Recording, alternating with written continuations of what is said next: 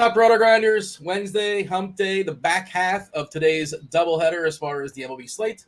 4-gamer either just closed out or about to close out. So now we're on to the 8-gamer tonight. It's myself and Head Chopper and Kirkwood, a.k.a. Kid Yahoo, the start of 2+ hours nonstop MLB DFS conversation, taking y'all straight up to lock. You got Chief Meteorologist Kevin Roth coming in later. He'll be hosting Crunch Time around 6:15-ish. With STL Cards, as well as TJ Zwarych, one of the greatest DFS players in all of Saskatoon, Saskatchewan, Canada. It's Kirkwood. Kirkwood, you played the early slate, I imagine, and you always play the Braves. I imagine you played the Braves. How did that work out for you? We doing okay? Collect my min cash and I move on. That's what I do. Yeah, me too. I think that's where I'm at as well. Yeah, it's ridiculous how good they are, right? It's just completely silly. Yes. Yes. The answer is it's always the Braves. Yeah, obviously salary constraints and yada yada, but they are so good and they just fully smash. It's completely insane, and I'm curious what you're gonna do for tonight's slate. Tonight's slate, we were talking about it, myself and yourself and Andy Means and Alex and a lot of us were hanging out there in the Discord channel. The people don't know out there, Discord channel is now free. Most of the Discord channels are free. RotoGrinders.com/Discord. You go into the live stream chat channel. That's more of a conversation during this show or during crunch time. I'm going to keep my eye on that because I think people ask questions on there, and for whatever reason, they're not asking questions in the YouTube. And I see them like when we get off the show, I'm like, oh man, I should have jumped in there to check. But typically, that's more of a Roth conversation for crunch time, as well as the MLB channel. Again, you don't have to be an RG premium member, just a member of any sort at RG. You get access. Now, you can't get into the bat conversation or Blender. Blender, not a man of the people, but basically every other channel does have access for anybody. Just have a standard RotoGrinders account. So I'm curious to pick your brain because, Kirkwood, we were talking about it in the pitchers in the slate. There's, 5, 6, 7, 8. You can sort of justify a whole bunch, and any combination of those. Hitters are a little bit more straightforward, I think. Obviously, pre-flop, anything can happen. Goofiness always happens when it comes to stacks, but it's going to be a fun conversation in regards to I'm curious where your brain's at, as well as Chopper. Chopper, I know you're on the expert survey today. I read that. Welcome, Chop. How's Wednesday treating you? Oh boy, I forgot to update my CVR before the show. I'm going to hear from it now. Can you multitask? Goodness gracious, streaming messages now during the showtime. Dean, this is my first show in about 10, 11 days, man. I'm fresh back from my annual summer fishing trip, man, on vacation. How did it go? Give us the bullet points. Did you catch anything? Anything of note? Big fishing day on 1 week ago today, last Wednesday. Got out in the boat. And, what'd you catch? Between me and my son, the one he likes to fish. One of them. The other one just kind of sits there and looks at his phone the whole time. But between the two of us, we caught there was 3 sharks, a couple of catfish. I'm not a big catfish guy. Those things are nasty. A few sharks, but I caught some speckled trout and a really nice redfish. And those are like, if you get those down in Galveston, you're in real good shape. You're doing real good. So we had a good day. Good day fishing last Wednesday, Dean. You throw them back in? Did you eat? Yeah. How does that work? I catch and release these days. I don't need to go out there and scale and clean no fish. Do you eat seafood? Oh yeah, I like some seafood, man. But I'm not about to put in all that work to cook it when I could just go down to the restaurant and get it. Back in the day, we keep it all and eat it, but I don't need to do that now. But it was a good trip, Dean. I was super stoked, man. Give me the power rankings, like top three seafood items. Give me the power rankings, Chop. Money, anything. Just your top 3 like seafood items are what? I would say some sort of shrimp prepared the right way. I'm a big fan of the shrimp. These days when I eat fish, I'm more of a salmon guy. Give me some salmon out there. You know what I mean? It's just good for you, and I like the taste, and it's good for you. So, and I don't really eat like a lobster enough to really power rank it. I would imagine it's pretty good. I don't know. The third is up in the air. It's whatever. I eat it all. Except for, I have to be careful, Dean. I learned my lesson several years ago in Vegas with the shellfish. You got to be careful where you're getting your shellfish from. Yeah. real issues, if you know what I mean. So I don't really mess around with the shellfish too much anymore. One hiccup and that's it. You cross it off for the rest of your life. You have one bad experience when it comes to shellfish. I never have. It was a brutal experience, Dean, and I had a flight the next day, so it really scarred me, man. So, the oysters are okay, but the clams and stuff like that, I'm gonna hard pass. But yeah, Dean, I don't know. Just generally speaking, I love the water. Good times, get out there. So we did a little kayaking the day before, a little fishing out of the kayak too, stuff like that.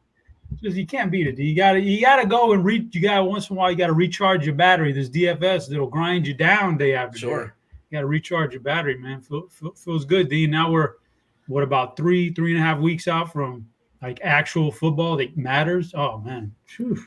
You're 1 day out. What do you mean? The Hall of Fame I ain't worried tomorrow? Dean, you would be worried about the Hall of Fame game.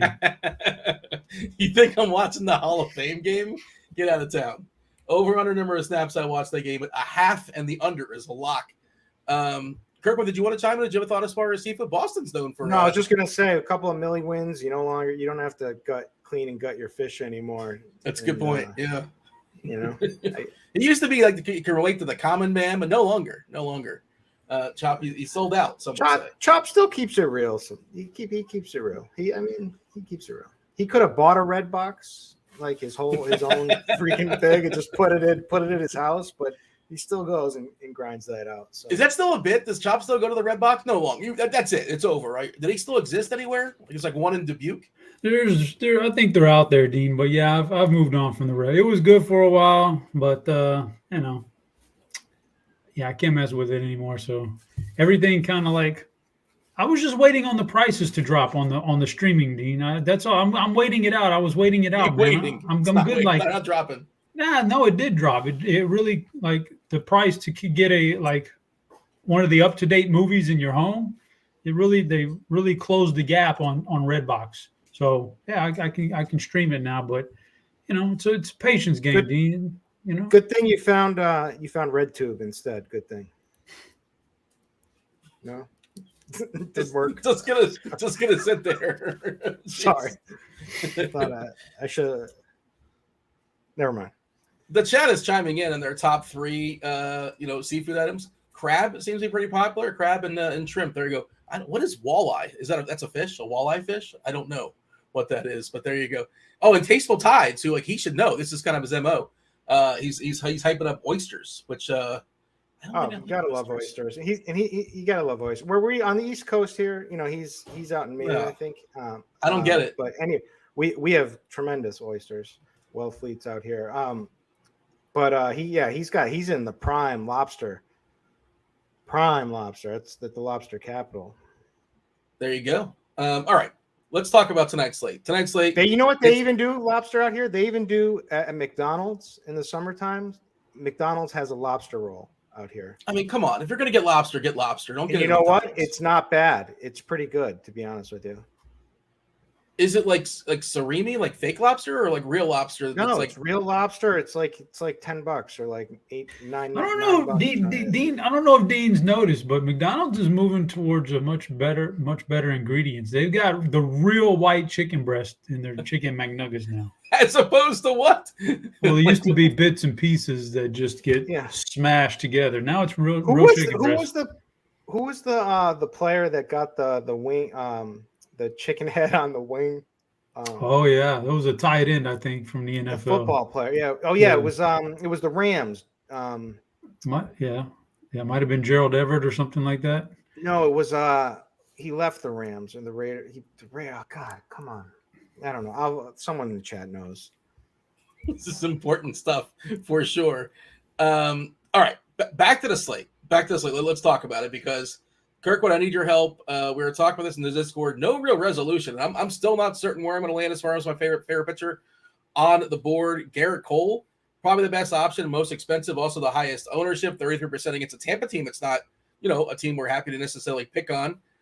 Logan Webb, really, really solid. Senga, lots of Ks, lots of walks, but he's facing a terrible Kansas City lineup. McClanahan's really good. He's going to get low ownership in that Yankee lineup. Not spectacular. I guess we're expecting 90 pitches, so mostly stretched out there as far as McClanahan. Should mention Joe Ryan some potential weather issues out there in St. Louis. Chief meteorologist Kevin Roth has it at, I believe it was yellow-orange. I do want to confirm. I just lost my monitor, so all my pages just went away. I don't know if I'm still on screen or not. I think I'm still good to go, but I'll drop this in chat for the people.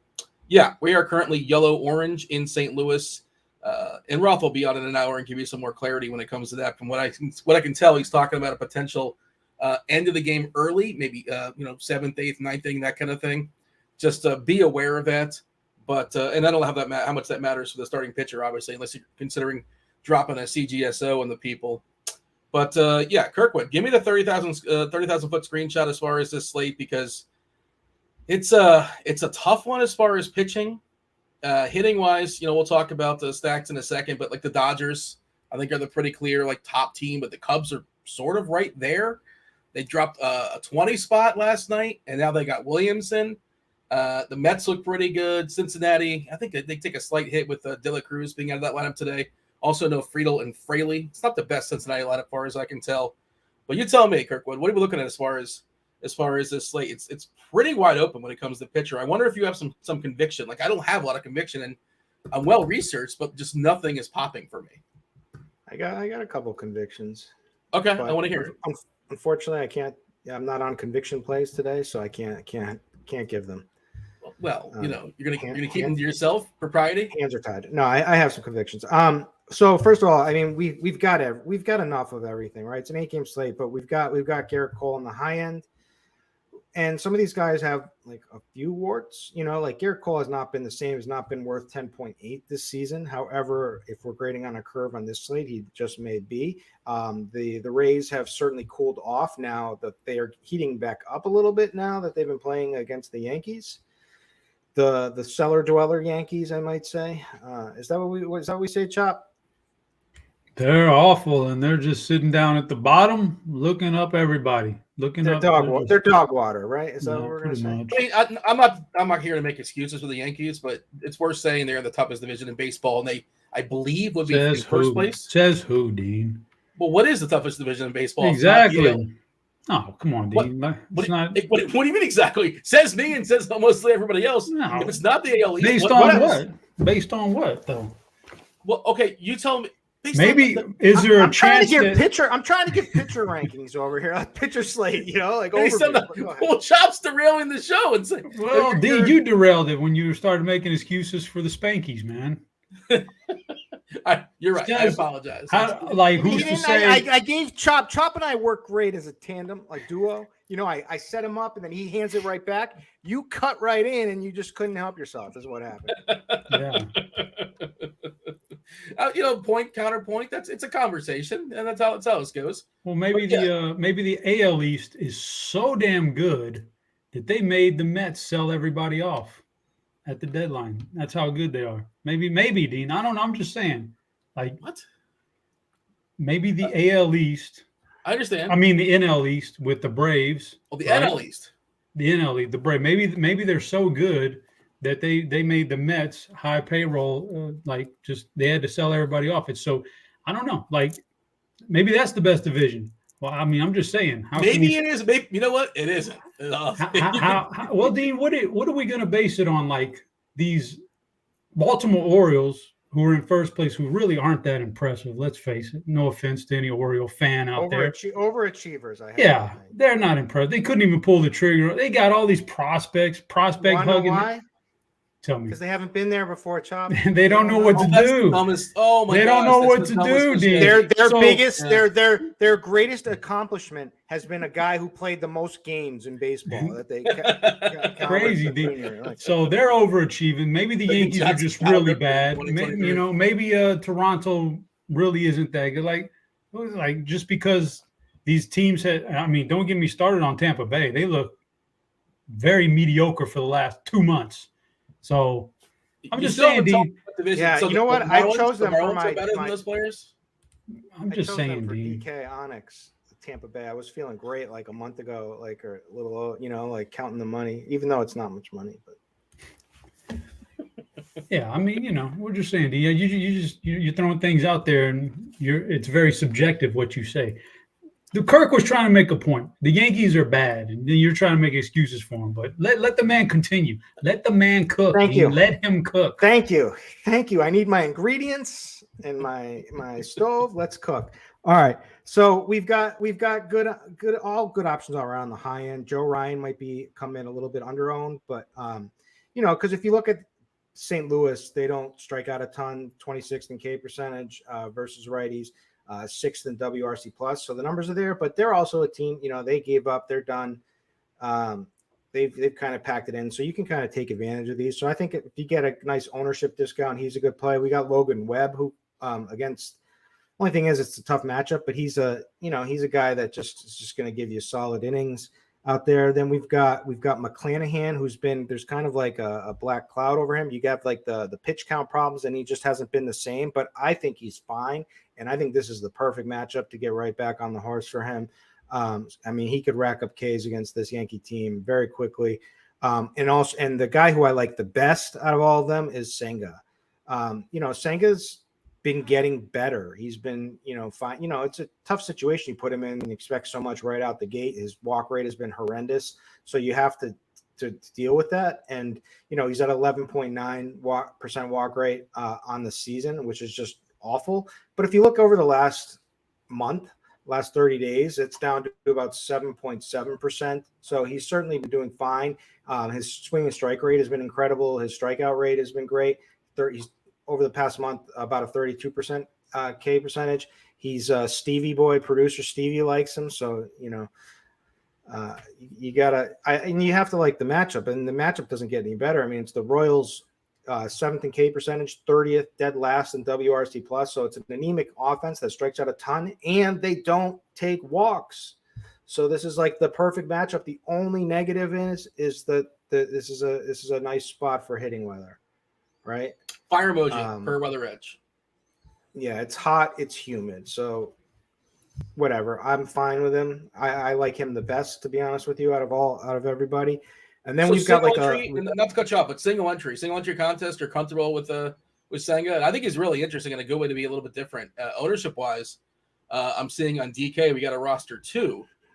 Senga we're looking at 19%, right? And it's pretty congested. Cole at 33, Gonsolin 25, Cease at 22, Kikuchi at 20, Webb at 20, and Senga right there. All three of those guys basically at 20. You mentioned McClanahan at 12, which that's pretty interesting. And Ryan is at 12% as well. It's kind of just choose whatever one you like if you have a clear and obvious favorite. But you're comfortable playing Senga in a single entry tournament? I think I am too. I'm not saying you shouldn't be, but I just want to hear you say it. Comfortable? I prefer it. Okay. Give me a pitcher. Like if he's on and his forkball's going great, he's gonna rack up Ks, and that's what I want. Ghost fork. Let's call it by the right name, right? It's the ghost fork, is it not? Sure, the ghost fork, whatever you want to call it. A sick pitch though.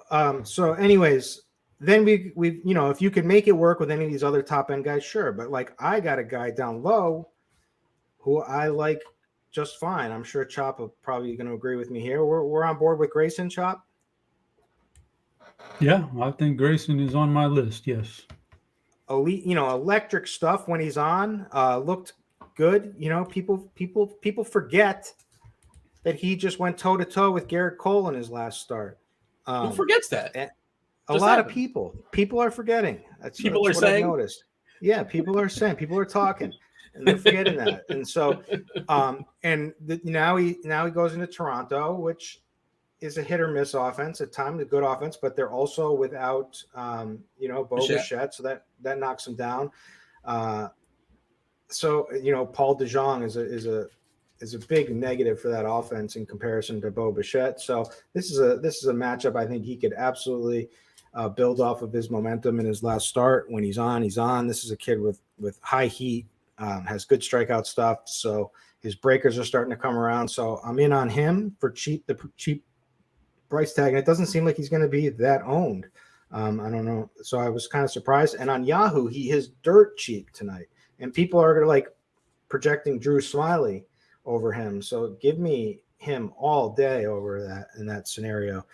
But that's kind of my the way I break it down tonight. And I just wanted to give a big shout out to the Juggalo Nation that's all showed up in chat today. My boy Fernando Rodney's here. We got the Don Yeezy. He's here. We got Butthole Jenkins, Mr. Donk, Mr. Richard. All the crew is here today. So I love to see it. So let's make some money tonight. How do you know they're all a part of Juggalo Nation? Like, I see they're there, and we do appreciate it. Hopefully, they hit the like. They'll button, tell you that. You can ask. They're going to say it themselves. You ask them. Yep, what is there a greeting? Naked XYZ's in the house. Yep. That is the official greeting, isn't it? I feel like that's yeah. All right. Well, you didn't say it. That's why I was curious if you could have just said that, and that would have saved you a bunch of words. But fair enough. You mentioned that Toronto lineup without Bichette. It's Merrifield leading off these days. Belt, Guerrero, Springer, Chapman, Jansen, Varsho, and DeYoung. Like you said, some more Ks added to that lineup, and Kevin Kiermaier, who's not very good at baseball either. I don't mind Grayson Rodriguez as like a cheap ESP2 if you need to make things work. Chop, you're running 150. I saw you talking about it in the expert survey today. You're running 150 lineups. I'm curious how concise that pitcher pool is. We're talking 6 pitchers, 7. We stretched it to 8. Have you whittled it down? Is this DK or Fanduel? I guess that's important to know too, or maybe both. Yeah, I play both. Why not? Play both, and it's probably going to be about 5 guys that have grabbed most of the ownership for me, and we talk about them, and that's fine. But first, before I get to the pitchers, Dean, I wanted to ask you a question. Did you see the Astros game this afternoon on the 4-game slate? I know they played baseball. I think it was 3-2 last I saw it. They were up 3-2. Is that game over? It is over. They won the game 3-2. You know who the star of that game was, Dean, with 2 home runs? Your boy. Yeah. Chaz? Chaz McCormick. I remember being in this exact same spot about 2 weeks ago, Dean, when I said Chaz was my, as Butthole would say in chat, my feel it in the plums play of the day. Yeah. And I said, Chaz, and you just scoffed me. You laughed. I mean, you completely swept it under the rug, and I had to break down some numbers for you. I don't know, Dean. Not looking. You came hard with the numbers. I got to be honest. You had him ready to go. He's having a good year, Dean. But here's the thing, Chop. It's definitely an L for you, Dean. That's definitely an L. Maybe not, and you should know this, Chop. Shame on you. You've been playing this game for like 10 years. DFS, the D in DFS, it stands for daily fantasy sports. You made this call 2 weeks ago. That day he did nada. He did nothing. Oh, I beg your pardon, sir. You need to go look at the game logs. Did he actually do something? I don't remember. He's been doing something for a while now. No, that one game though. I gotta just give you your L while it's there, Dean. But in terms of these pitchers, we mentioned Grayson Rod. You know what would be good for Grayson Rodriguez? The best thing that could happen to Grayson Rodriguez. What's that? Would be if Baltimore went out and got them a veteran pitcher that could really take him under his wing, take him under the wing. But unfortunately, they Dean. He's got a pitching coach. I don't know if you saw this, but the Astros trade for Verlander. The very next night, Framber throws a no-hitter. That's not a coincidence, Dean. Did you see the lineup Cleveland put out there? Verlander showed up and like touched Framber Valdez. And he instantly had the ability. Veteran leadership. What a day for the Chop Man yesterday. You can't believe this. And this is such nonsense. You know what people who are analyzing this trade forget to think of? They don't think about the velocity, the playoff velocity increase for Verlander. You know what I mean? I haven't seen that mentioned anywhere. September, October. They don't think about that veteran leadership in the locker room and what it means to the other guys. Veteran leadership. That other guys, man. That's who it really helps out. But yeah, Grayson's fine. I like Grayson. Good cheap price. Garrett Cole, I would list him in a tier all to himself on this slate. But like somebody pointed out in chat earlier. Sometimes he does struggle with Tampa Bay, but sometimes he's pretty good against them. I don't know. So who knows? Tampa's just not – they haven't really been the same for a while now offensively. And who would have thought a bunch of, random guys just run-of-the-mill players get really hot for a month to start the year, and we're chalking them up as the best offense ever. You know what Tampa needs? They need some veteran leadership. They should bring in some veteran bats. All of a sudden, they could use like another trade for like a Nelson Cruz type, like they did a couple. Because Wander Franco is just out there. He's wilding, man. They traded Joe Ryan for Nelson Cruz. That's like the worst trade in Tampa Bay history. Tampa Bay is supposed to be so smart too. It's crazy. It's crazy they do things like that. But anyway, so Garrett Cole's in a tier all of his own. But then that second tier is a few guys. Senga, we mentioned Senga. I like him. Logan Webb is in the mix. It's a tough matchup, but Logan Webb, he can be all right. The guy that I have in this tier that I think a lot of people aren't on is Shane McClanahan. I don't know how everybody feels about him. I'm all right with it. It's not like he's lost something on his fastball. He's actually hit 98, average 98, which was his high point this entire season, his last start out. So he's still got that arm talent. He's much cheaper than these other guys. He's going to come in at much lower ownership. And again, Dean, if this was against Texas or Atlanta, I'd say probably pass. But this is against the Yankees, and they couldn't hit their way out of a wet paper bag, man. So give me some Shane McClanahan, bro. And then the other guy, Joe Ryan, Grayson Rodriguez, Kikuchi with the curveball. He's doing really well this year. I can get behind that. I'm going to throw Dylan Cease on my list just because I don't like to pick on Texas, and I think he's activated. Corey Seager is activated and in the lineup Wednesday. Doesn't help him, but I got to think maybe, I don't know if you think this is a thing, Dean, but okay, the trade deadline's passing. He didn't get moved. Maybe he can breathe a sigh of relief now and go out there worry free and just really start jamming. I don't know. Saw that with the Mets yesterday. The Mets. Kirky called that one in the secret chat. No, let's all excel. We're no terrible. pressure. We're the biggest embarrassment. No pressure. Worry free. Take the load off the pressure. shoulders. Yep, there you go. So, yeah, those are the guys I'm on, Dean. No particular order right there. The guys I haven't mentioned, Dane Dunnings, Drew Smiley's, Brandon Williams, all those guys. I probably won't have those guys in my lineups, unless Kirky convinces me otherwise. Kirk, you want to convince him on Dane Dunning? Throughout the course of a show, Dean, don't put him on the spot. My God, man. Well, he comes into the show prepared. Dane Dunning, maybe. I could see it. I think there's more risk than it's worth, but it's just matchup with him. But Chop, by your logic, I don't think you need it. I don't think you need it. Why aren't the White Sox exhaling? The guys that are still in Chicago, we're not doing the exhale, narrative as far as the White Sox. I don't think Dean doesn't get it. Dean doesn't understand it. The White Sox have had zero pressure on them all year long. They just stink, and that's why they've had zero pressure on them. They just stink. And now they're just completely gutted as a team. Yeah, the real pressure was with the Mets. The Mets had this highest payroll, huge payroll, and all these expectations. Coming into the season, the White Sox had expectations, by the way, for the record. They were probably the favorite to win their division. Just throwing it out there. But Chicago's a pretty big city, too. I'll give the White Sox credit for one thing, Dean. At least they didn't, for some reason, panic sell Lou Bob and Dylan Cease. Those are two young assets. Hang on to them unless you can get just a ransom for them. At least they didn't panic sell those guys because that would have been awful. Well, they probably have control for a while, I'm guessing. Yeah, that's a good point. The Mets were dumping off Scherzer and Verlander because I think their contracts are both ending next season, and they also paid part of it. They got Acuna's brother. They got some prospects, and obviously they're going nowhere. So what they're saying is the Mets, Uncle Stevie just bought a whole farm system, is what he's doing. And now he's going to throw back in 2 years. He's going to throw back all the money again for the huge best arms. So even when he loses, he wins. He's changing the game with his deep pockets, is what people are saying. Yeah, I think it was a smart move. They actually had a long-term outlook. It was not they don't have the pipe dream. They think all of a sudden they're going to somehow turn it on and make the playoffs despite the expectations coming into this season. Several people in chat are mentioning Tony Gonsolin.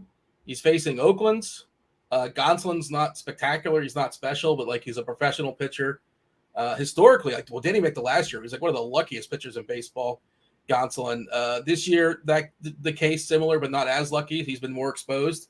But again, he's facing Oakland. He's pretty cheap. He's got a decent shot at grabbing the W, assuming he gets some run support, assuming he can throw 5 innings. Chop, is Gonsolin in your pool? You mentioned 5 guys as your main focal point. You're running 150, 300, I suppose, if you combine both sites. You're probably getting a little bit, or maybe not. You tell me. Well, when I go to build these lineups, Dean, I know that he'll end up in some lineups because he's getting a pretty good projection today from the bat. And I know that that's going to force him in some lines. So I'm gonna have to nerf that down a little bit, Dean, because I don't need a whole bunch of Tony Gonsolin. He's okay. It's matchup based. We've also seen Oakland do pretty well at times this year. When they play their young guys are pretty good. And like you say, he just hasn't been that good. So I don't know. He'll end up in some lineups just because he's getting such a huge projection. But he's certainly not in my core, that's for sure. Yeah, is he possibly like the SB2 for cash, and like people are gonna be throwing that over into their tournament lineups? Yes, he's getting.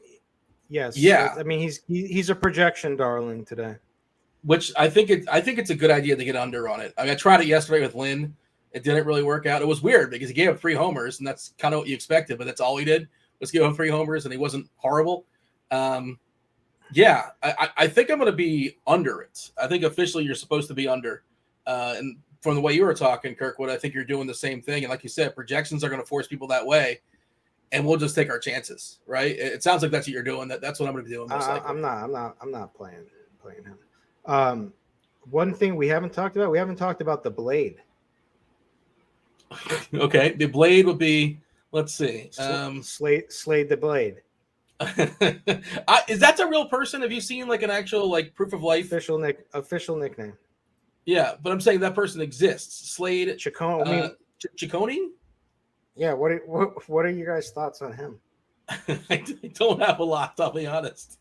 What I saw was not very impressive. So the tricky thing is, I saw he pitches out of the PCL. The PCL, the Pacific Coast League, is notoriously a hitters league, so it's hard to gauge how good or bad a pitcher may be. Oh, Gary Sanchez has banged out a homer. Got on my season-long team. I know you guys are excited about that. Also remind me, people they want to know about my season-long team. Kirk, well, before we get off here, I got to activate Corey Seager on my season-long team. That's very important. But, yeah, I didn't do a full deep dive in it, but he wasn't great, but it was the PCL league, so I don't know. I just think that there's a big opportunity cost at pitcher tonight, and I'm not making a ton of lineups, so I'm not playing him. What do you have beyond that? Have you dug in and found anything interesting? Yeah, I just don't have any. He doesn't even he looks like he's given up, as Alex mentioned in chat, as Cheese mentioned in his article. He's given up. He's had some home run issues, and he's just been kind of average strikeout. I think is that in the minor league levels? Is that safe to say? Safe to say. About 1 per inning, which is not great for a little minor leaguer, man. Yeah, I don't know, man. I think he's just definitely. I'll have 0 Slade the Blade, and I'll have a lot of stacks against him. Buxton I'd rather play. By the way, just a heads up. Buxton out of the lineup tonight for Minnesota. Oh, Jesus. Here we go with the Slack notifications. Chop, Buxton's out. You got to get him out of your CVR. You can't. You still have Elliot De La Cruz in there, Chop. Come on. That was like 3 hours ago. You got to update this stuff, Chopper. I'm about to, dude. Cover me. So we got hard. Conviction shows. It is pretty hard to go in there and to redo it. When you're trying to make your own lineups too, it's tough. You make one. On 2 sites. That's tough. I have my process. Granted, my process is way too long. Mine too. I gotta retool that, but it's. And then you get the spinning wheel a lot, and it's a whole. Oh, you're thinking like worst case scenario. By Minnesota, the current lineup now is Correa, Julian, Polanco, Kepler, Farmer, Wallner, Vasquez, Gallo, and Taylor. I feel like there's a lot of strikeouts in this lineup, right? We're not running. What's this? Dakota Hudson? We're not playing Dakota Hudson. There's no way to take advantage of it. There's no way in hell you're playing Dakota. You're stacking against him if you. Yeah. I don't know what to do with that. I want to pick on Minnesota and get those strikeouts, but I don't think you can do it with Hudson. They're in chat. They're asking about BBP. We'll get to that soon enough. They mentioned Dunning. Several people mentioned Dunning, and he's getting a surprising amount of ownership, at least maybe surprising to me. Let me give us a refresh. Let's see. Last I saw was like 15-20% or so. Let's see. This is as 12%. I shouldn't have dismissed him so quickly. He's had a good year. There's no real need for him. It's just there's no need for. That's why I dismissed him. But I mean, as far as what he's done this year, he's been fine, and price tag is super cheap. Lip is other guys. His K rate's 15%. Lip's on Hulkamania. Oh, I mean, come on. What are we doing here? Why? Is he playing low ball? Why would you play him? That doesn't make any sense. I don't know, but he's been trying to do head-to-heads with you for a long time. You keep ducking. No, he hasn't. I'm waiting for him. Please bring Hulk on. I'm not playing cash tonight, but I would welcome a head-to-head cash lineup. If somebody's rostering Hulk against me, by all means, let's do it. Let's have a good time. Yeah, he's actually playing him in like, let's see. I've not seen the chat. My screen is down, so I'm playing injured. I'm playing without my side screen. If I seem a little rattled, that's the reason why. But yeah, the thing with Dunn is the K rate is terrible, 15.5%. We're talking about Hogan Harris is at 20%, but he's facing the Dodgers. Hudson, by the way, even worse than Dunning for what it's worth in a small sample at 14% strikeouts. He'll probably get more than that against Minnesota, but how many could he possibly get? So it's hard to justify. And I saw somebody say Dunning specifically on FanDuel. Chop, I think it's a better play. If you're going to play Dunning, I think you're supposed to play him on DK.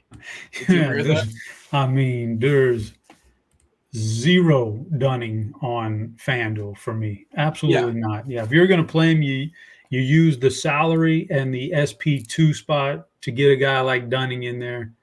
On FanDuel, you can't miss your starting pitcher if some of the chalkier guys go off. So no, you can't be messing around with that guy on FanDuel. Do we miss anything as far as pitchers? Anybody we should kind of stress? Anybody we possibly didn't talk about enough? You have a conviction play, Chop, like your favorite, like whatever reason you're gonna have more than the field in this guy, or inversely, you're gonna have distinctly less than the field as far as one or two pitchers. Well, just looking at the ownership, it looks like it's going to be McClanahan for me. The ownership looks so much lower. Like I think, I'll be in line with Cole. He's fine. And Webb, Senga, that's a pretty decent number on him. I guess if I'm going to be overweight on somebody, it's going to be McClanahan. At some point. I have him in my main lineup because I'm 100 away from Senga.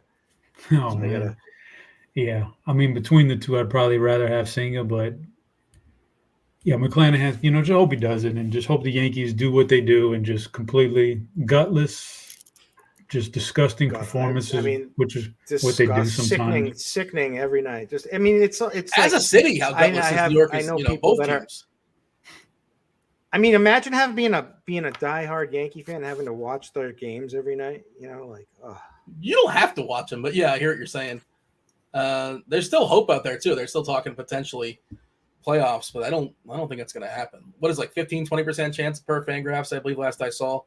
By the way, the guy hitting ninth tonight, Roitvet, I might have botched his name, but big strikeouts, projected almost like 30% per the bat. So you like seeing him in there. McClanahan probably only gets him twice, but just a little bit of a bump there. I know it says 0%. The reason why I'm pointing it out, in the plate IQ, it says his K percentage is 0%. Well, it's 0 plate appearances this season, so that's just how it works. And by the way, the other funny thing, don't look. Chopper, don't look. Maybe Kirkwood saw us. We were talking about this in the Discord. Giancarlo Stanton, what do you think his K percentages this year versus left-handers? Versus lefties? Well, yeah. I'm going to just take a wild guess and say I haven't heard much out of him. I'm going to say 35%. Kirkwood? Or did you see the conversation? Percentage? Yeah, Giancarlo Stanton striking out versus lefties this season. Now, it's a small sample, to be fair, 40 at-bats. I'm going to go the opposite and say that he hasn't struck out much. That is correct. I don't know. Yeah, he's got more homers than strikeouts versus lefties. 4 homers, 2 strikeouts. Dean, you framed it as if it was some weird number. He's always done that his whole career. He's been great against. He's a lefty masher, despite some people not wanting to acknowledge that. He said he tricked you. He purposely. He did that. Co-host purposely. Exactly. I'm sorry. You're that layups. That's what's on you, my friend. I don't tell you. And I was framing it in a way like it's surprisingly either 5% or 40%. That is correct. You chose poorly. You went the wrong way on it. That's just how it goes. But the smart money says Stanton probably strikes out a ton. I just think it's interesting because overall, this Yankee lineup, it's like, 21.3%, not a lot of strikeouts. But the Stanton one is kind of sort of misleading. And for sure, the catcher in the 9 hole is very misleading. So there's more Ks there than you'd think, is essentially what I'm saying. And also it's McClanahan. McClanahan strikes out more than the average pitcher. So there is a ceiling for strikeouts. Speaking of Plate IQ, Boss Bro was talking about. Oh, go ahead. I just want to enter.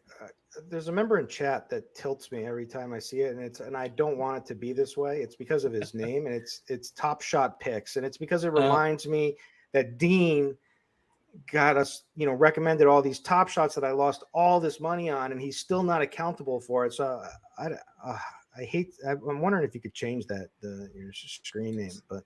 So speaking of being easily manipulated, you're talking about how somebody basically persuaded you to buy some Top Shots, even though it wasn't necessarily something you wanted to do. Yes. Both you guys are that easily manipulated? Really? It's that easy? And that person is a trusted colleague, a trusted advisor. It's crazy. I mean, it's crazy. I was just a host of the show and asking questions. It was not financial advice. And I myself, if it makes you feel any better, Kirkwood, and I guess it will, by association, I also lost a fair bit of money on Top Shots, and I have a bunch of nonsense. And not enough. I'll say this: not enough. You've lost more. You've lost more than me. You think? I'll bet. Maybe. I think so. Yeah. Okay. All right. Well, you made it up in Rainmakers. You made up for it. I did, luckily, but that was pure luck. Which I recommended to you. No, you didn't. It was actually John Aguiar kept recommending it to me. I was indifferent to it. I don't really have a thought on it. Anything we missed as far as the chat? I'm trying to see. I'm trying to keep an eye and see what the chat has to say as far as pitchers. I feel like we've discussed overwhelmingly. Let's ask you the same question, Kirkwood. Somebody you're going to be significantly over, and I understand you're only making one lineup, two lineups. But theoretically, if you were making a bunch of lineups, who would you be well over the field as far as ownership, and who would you be well under the field as far as ownership? Grayson Rodriguez. Over. In. How about under? Welcome to the main lineup, my friend. Is he? Oh, he's in. Are you making it right now? He's already in. He's in. Yeah, but do you still tinker, or that's it? Like your lineup is your lineup, and we're good to go. He will. He's in there. He ain't changing. Okay, we could basically lock his spot in. Unless Fred McGriff comes back in this lineup, then Grayson is in my lineup.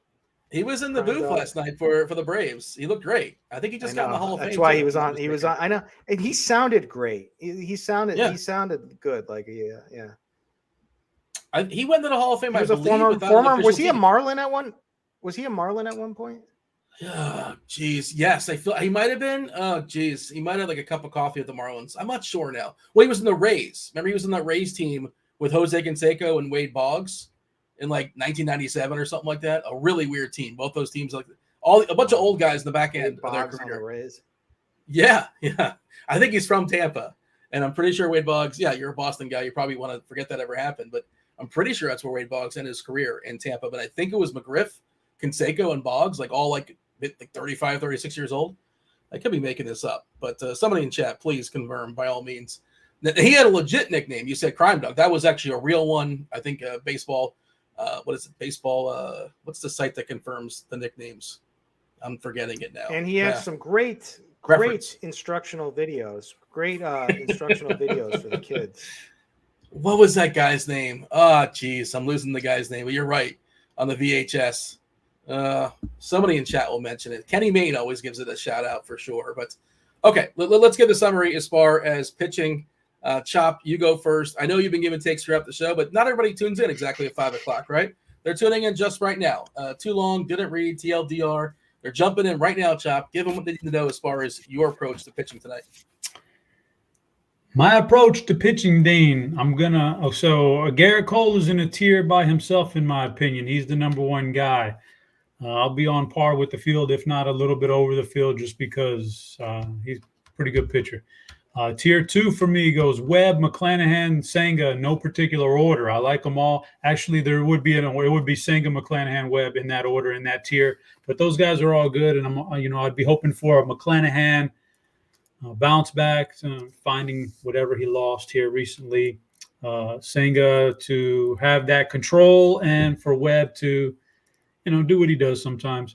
The last tier for me, Grayson at the top of that tier. Joe Ryan is in that tier. He's expensive, so that goes to tell you I won't have as much Joe Ryan. But Grayson, Ryan, Kikuchi And then I would round out that tier with Dylan Cease just because it's a tough matchup. But he's got the arm talent. He's got the things. And so that's who I would put in there. And if I didn't mention that player, he's probably not a very prevalent person in my builds tonight. And that's 150 lineups. Just want to go ahead and read Roth's report. I went ahead and dropped it in chat as well. We're green in Kansas City, but warm and humid, winds blowing out 10 miles per hour. We're green in San Francisco. Apparently there are winds 20 to 25 mile per hour sustained with stronger gusts, but San Fran, more so than basically any other ballpark in the league, is built to subdue those winds. So I don't think that's necessarily a huge deal. Chicago, we're looking at winds right to left, 10 miles per hour to start, shifting more out to left around 5 miles per hour rather than the game. But the big one, and I think this is the update. Did he write this before? It looks like different to me. Do you know if this is updated or not, Kirkwood, as far as St. Louis? Usually he says update next to it. It doesn't say that. But I'll go ahead and read it. And again, he'll give you the more up-to-date update in a half hour. This is Roth speaking about St. Louis. Only very light rain early. The game should start without issue. Potential problem is a complex of storms that fires up mid to late game. For now, models hold it just west until roughly around the end of the game, which, if correct, would give us enough time to play a full game. If models are off by a few miles or about an hour or storm timing, then we could very easily find ourselves with a game that only gets about halfway through before game-ending rain moves in. So it likely works out, but it's not risk-free. Okay. Thoughts on that? If you have any, by all means, Kirkwood, go ahead. Otherwise, give me your pitching summary. I mean, we've done this like 3 times, but okay. My pitching summary You is did it at 5 o'clock and 5:20, and you update the time every 20 minutes. Okay. The cash play is Cole. However, the ones I like better, I like Senga. I'm fine with McClanahan. I think you can go Webb or Ryan. Cease, I just think there's too much risk there, but I mean, it could be fine. And I mean, it's not like he's going to be unowned tonight. Like you're getting, I think he's going to be overowned. Gonsolin, I'm out on. I think whatever, play him in cash if you want. Jared Barton says Kikuchi, so that's an auto fade. And then I'm with Chop. I'm Grayson. I'm Team Grayson for the cheap play of the SB2 tonight on either site on DraftKings or Yahoo for SB2. Let's see, that's pitching. I think you could do Dunning, but it's just a matchup play. But I don't think it's really needed. Who's a bigger mush, myself or Jared? You basically said you can't play Kikuchi because he likes him, and you're saying that he's a mush. Is that what we're hearing? Okay, I take it back. He was just saying that how Chop pronounces it, and then he called me a dope. So I'm gonna give him a 5-minute ban. Let's see. He called you a what? A ya dope? I don't know what that is. Is that should I 5-minute ban him? Is that a Boston thing? I don't know what that is. I probably shouldn't. All right. I'm not aware of that term. By the way, this person playing for the Mets tonight, Jonathan Arise? Mets lineup's a little bit different. And we have no Nemo. He was a late scratch yesterday. McNeil is leading off once again. Alvarez jumps to the 2 spot, which is pretty interesting. The catcher there, Alvarez. Lindor hitting 3rd. Alonso Viento is hitting 5th. Some power there, too. Beatty, some power as well. Producer Steve, by all means, if you want to give me the scouting report, on the fly, I'm trying to pull up. Ortega's in the lineup. Mendick is in the lineup. We don't see him very often. Oh, your favorite, Dean. Oh, Dean. Oh, buddy. Dean's number 1 reach around. So buddy. Mendick is batting in the 9 hole. I mean, come on. It's right there. Right up your alley, brother. Right up your alley. Oh, gosh. I mean, this show can get derailed really, really quickly. We can spend 15 minutes on that. We probably shouldn't. Producer Steve, what's up with the Mets? So this is the official. I guess Nemo is officially hurt, or I can't remember what he was scratched with yesterday. But McNeil is such an annoying. I don't know who these people are.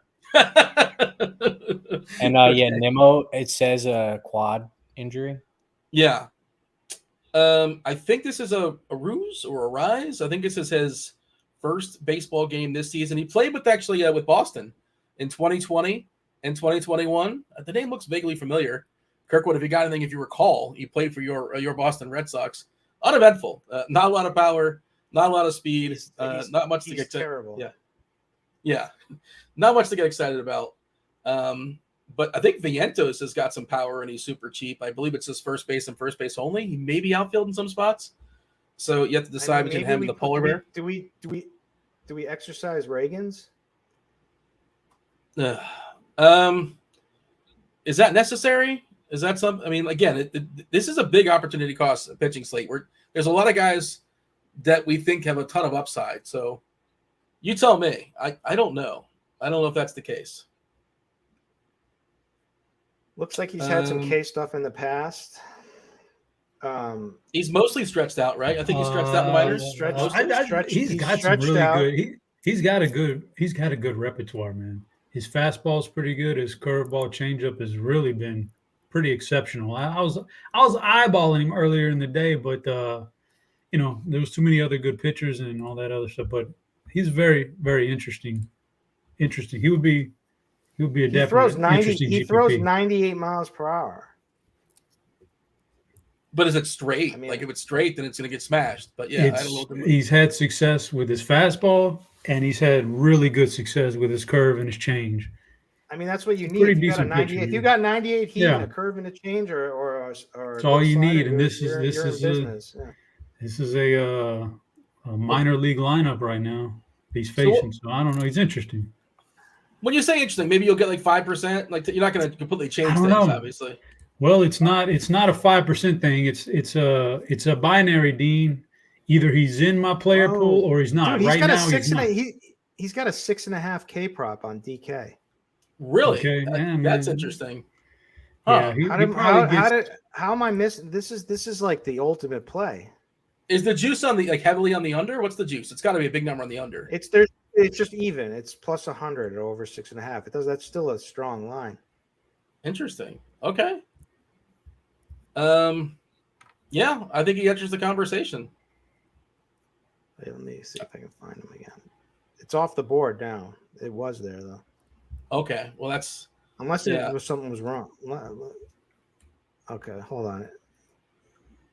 I swear that's what it said, but it's gone now when I refreshed. So don't hold me to that if it's like 3.5 really, and somehow it was messed up.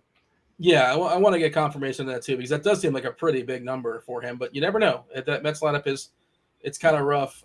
Is this a rise because guy? Senga is at 6. Senga's at 6.5, so it looked like they had at plus 100. It looked like they had him up in the same thing. It must have been an accident.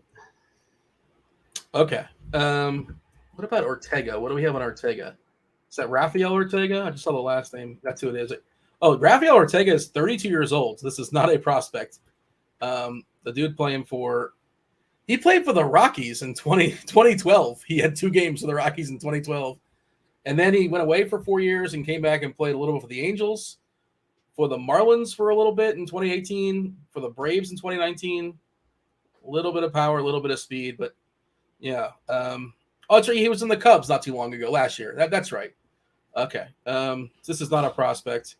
And as far as his K rate, strikes out a decent amount. Looks about 22%, according to Zips going forward. So somewhere around league average or so. Okay.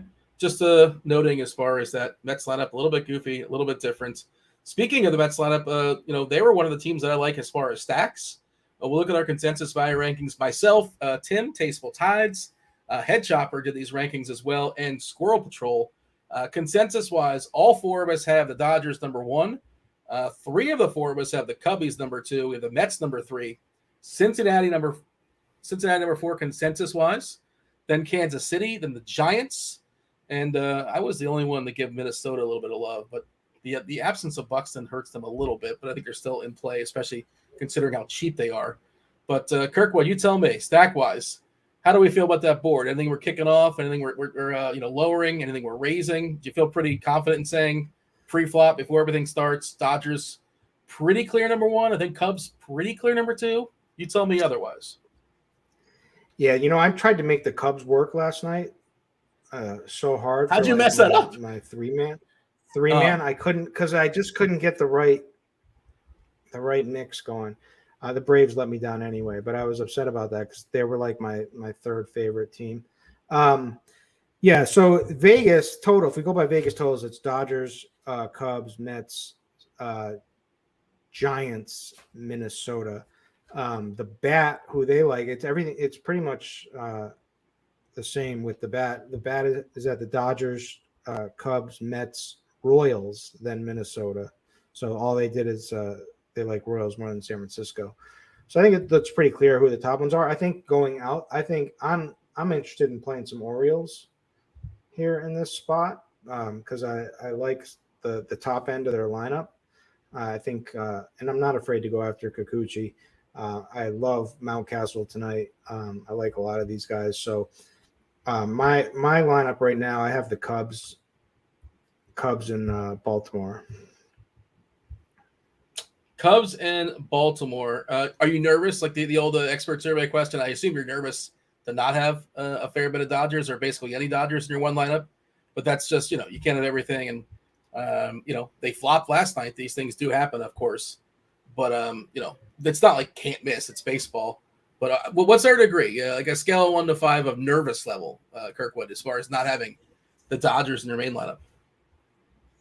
When you have played DFS as long as I have, you don't get nervous anymore, Dean. Yeah, you're just a machine. So my nervous level is nervous level is 0. Well, you're saying it's not even registering. But you're a tilter though. You watch the games and you fully tilt. That you play for 10 years and you're still tilting. You're tilting every bet. You're tilting foul balls like that one. That's my personality. That's my personality. That's my personality. That's just in me. Yeah, I will tilt to don't win. And it doesn't matter the stakes. If I'm playing like tiny stakes or big stakes, I will tilt the same. I can't help it. I can't help myself. As is a new situation, we don't have a lineup just yet for the Dodgers, but just always notes going forward. I would say when they're starting against a lefty, especially, the pinch hit risks are elevated, especially if JD Martinez is available. Not sure what his status is, but I assume several of Outman, Hayward, and Peralta are not going to start. But when they don't start, they're certainly available to come off the bench and fill in for Enrique Hernandez, potentially Rojas. Just note that stuff going forward, I suppose. Your thoughts here, Chop, as far as stacks tonight. And are you stacking? Is that what kind of rules you're putting in? Because you're not somebody that feels the obligation. Well, Dean, if you had read the survey today, I kind of gave you a little bit of insight. And on DraftKings, yeah, I can stack on DraftKings because I think there's some offenses that are now normally 8 teams. It's kind of borderline of whether you really want to do it or not. But I see some good offenses tonight, so I'm there. First off, Kirky talked about Baltimore stack. I want to throw out there before we get into it too deep, that Ryan Mountcastle, my BVP suggestion of the day. Ryan Mountcastle. Well, he's my number one Juggalo bomb too. Oh boy, when the stars align, we're cooking now. Yeah, we got to look up the odds right now to place a bet here. Let's see. Place a good one. Then I had the Mets ranked higher pre-show than I do now after seeing that lineup. I'm bumping them way down, out of the top 5. Still in the top 7 though, but out of the top 5, Dean. But the Dodgers are the clear-cut, chalky, good stack tonight. That's fine. I like the Cubs quite a bit. I know they went off last night, but man, again, we're talking about a left-hander who's nothing exciting about him at all. Nothing really good, to be honest with you. Nope. And they've got so much thump in this lineup, Dean. There's so many guys in this Cubs lineup. You want to talk about a good reach around? Look at the Cubs. Chicago. Listen. No, Dean. It's the tooth, my man. Stop it with that brain stuff. Yeah. It's the tooth. But I want to pull up some numbers for him. This guy is let me pull up some wisdom numbers for you, Dean. Not that I'm really worried about the whole left-hander thing because I don't expect this left-hander to be in there very long. But this year, 326 ISO against left-handers. Patty the Tooth hits lefties. Always has hit lefties well. So that's your number 9 hitter. They're just, they're dusting off the cobwebs on Candelario from the trade deadline. I think he's a pretty decent hitter, and that's your 8 spot. Suzuki's really good. That's your 7. Down to the 7 spot, yeah. Yeah, so I mean, they've got everything. It surprised me when I looked up the numbers. I I know he's having a really renaissance year, but Cody Bellinger, even against left-handers this year, 286 ISO, 438 weighted on base. His OPS is over 1,000. Like, he's blowing. That's against left-handers. So, and once that guy's removed, then Bellinger will get right-handers. Like, that lineup has really got a lot of power. So I can't get away from that. I don't know how much chalk they're going to be, but I'll be overweight on the Cubs. I just can't get away from that. Then it takes a big steep drop off from there. And if you can nail the San Francisco hitters that either hit a home run before they get pinch hit for or don't get pinch hit for, I think it's a really good matchup. I was digging up Ciccone. Dude, I want this stack. I was just making a lineup right now, trying to build one with San Francisco. So I'm on board, Chop. Yeah, 3 lefties in Arizona bullpen for what it's worth. I was digging in the Ciccone numbers in the minor leagues. Man, they're just not good. So I don't know what's going on here. Like, I don't know. You got to grade on the curve, though, because the PCL. No, I'm not grading on the curve, D. It's still minor leagues, man. Like, if you're telling me the PCL has better hitting than the Major League Baseball? You're telling me the PCL? Yeah, every field's like Coors Field, basically. No, Dean. I don't think it works like that. No. Yeah. These are Major League hitters. I just placed a bet. Just to tell the people. What bet? If anyone has access, if you guys access to Win, if you guys play on Win at all, that's where I'm getting. It's plus 500 for Mountcastle home run. It's plus 400 on DraftKings or Caesars. You know what the BBP is so far this year? I know Chop a suggestion.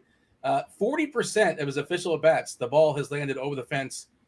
10 plate appearances, 5 hits, a double, and 4 homers. There you go. And 3 walks and 2 strikeouts just for funsies as well.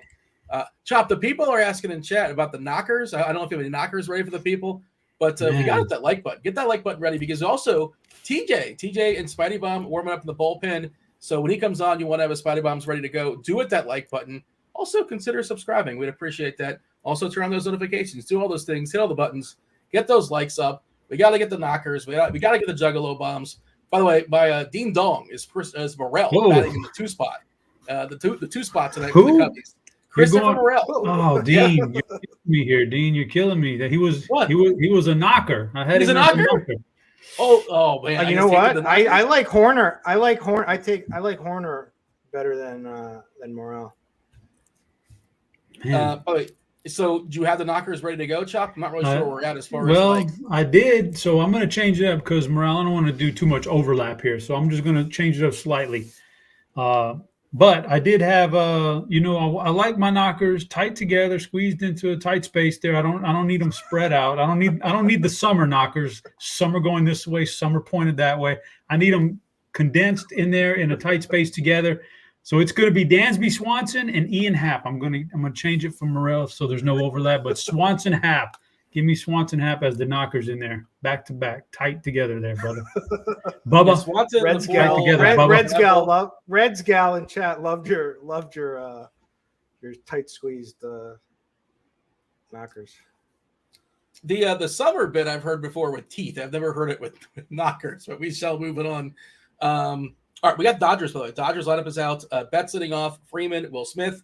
Ahmad Rosario is your cleanup hitter. Max Muncy. The lefties in there. Taylor, Outman, TK Enrique Hernandez, and Rojas. So, again, Peralta on the bench. We have Hayward on the bench. JD Martinez. It feels like they either at some point throw him in the IL or he's available. We're getting to that point, but we'll see. Curious if we get a note on that if he's available to come off the bench. But, all right. Oakland A's lineup came out for what it's worth. Not good. Kemp, Geloff, Blade, Rooker, Brown, Diaz, Laureano, Langoliers, and Allen. Still waiting in the Diamondbacks and the Giants. Giants going to be loaded with lefties, I imagine. And Dane Dunning and the Texas Rangers lineup not out just yet, but that's because I guess they're waiting probably to work out Seager before the game. That's my assumption as to why their lineup is not out, because he's expected to be activated. Next 10 minutes in the chat, it is yours. Whatever you want us to talk about, by all means, we're happy to do so. Feel free to fire up some questions if you have any specific, like this guy or that guy, or let us know. Is it for Fanduel? Is it for DraftKings? Is it a single entry contest? Speaking of single entry contest, hit up that single entry contest on Fanduel. The RotoGrinders single entry series continues. I believe it's a $33 variety.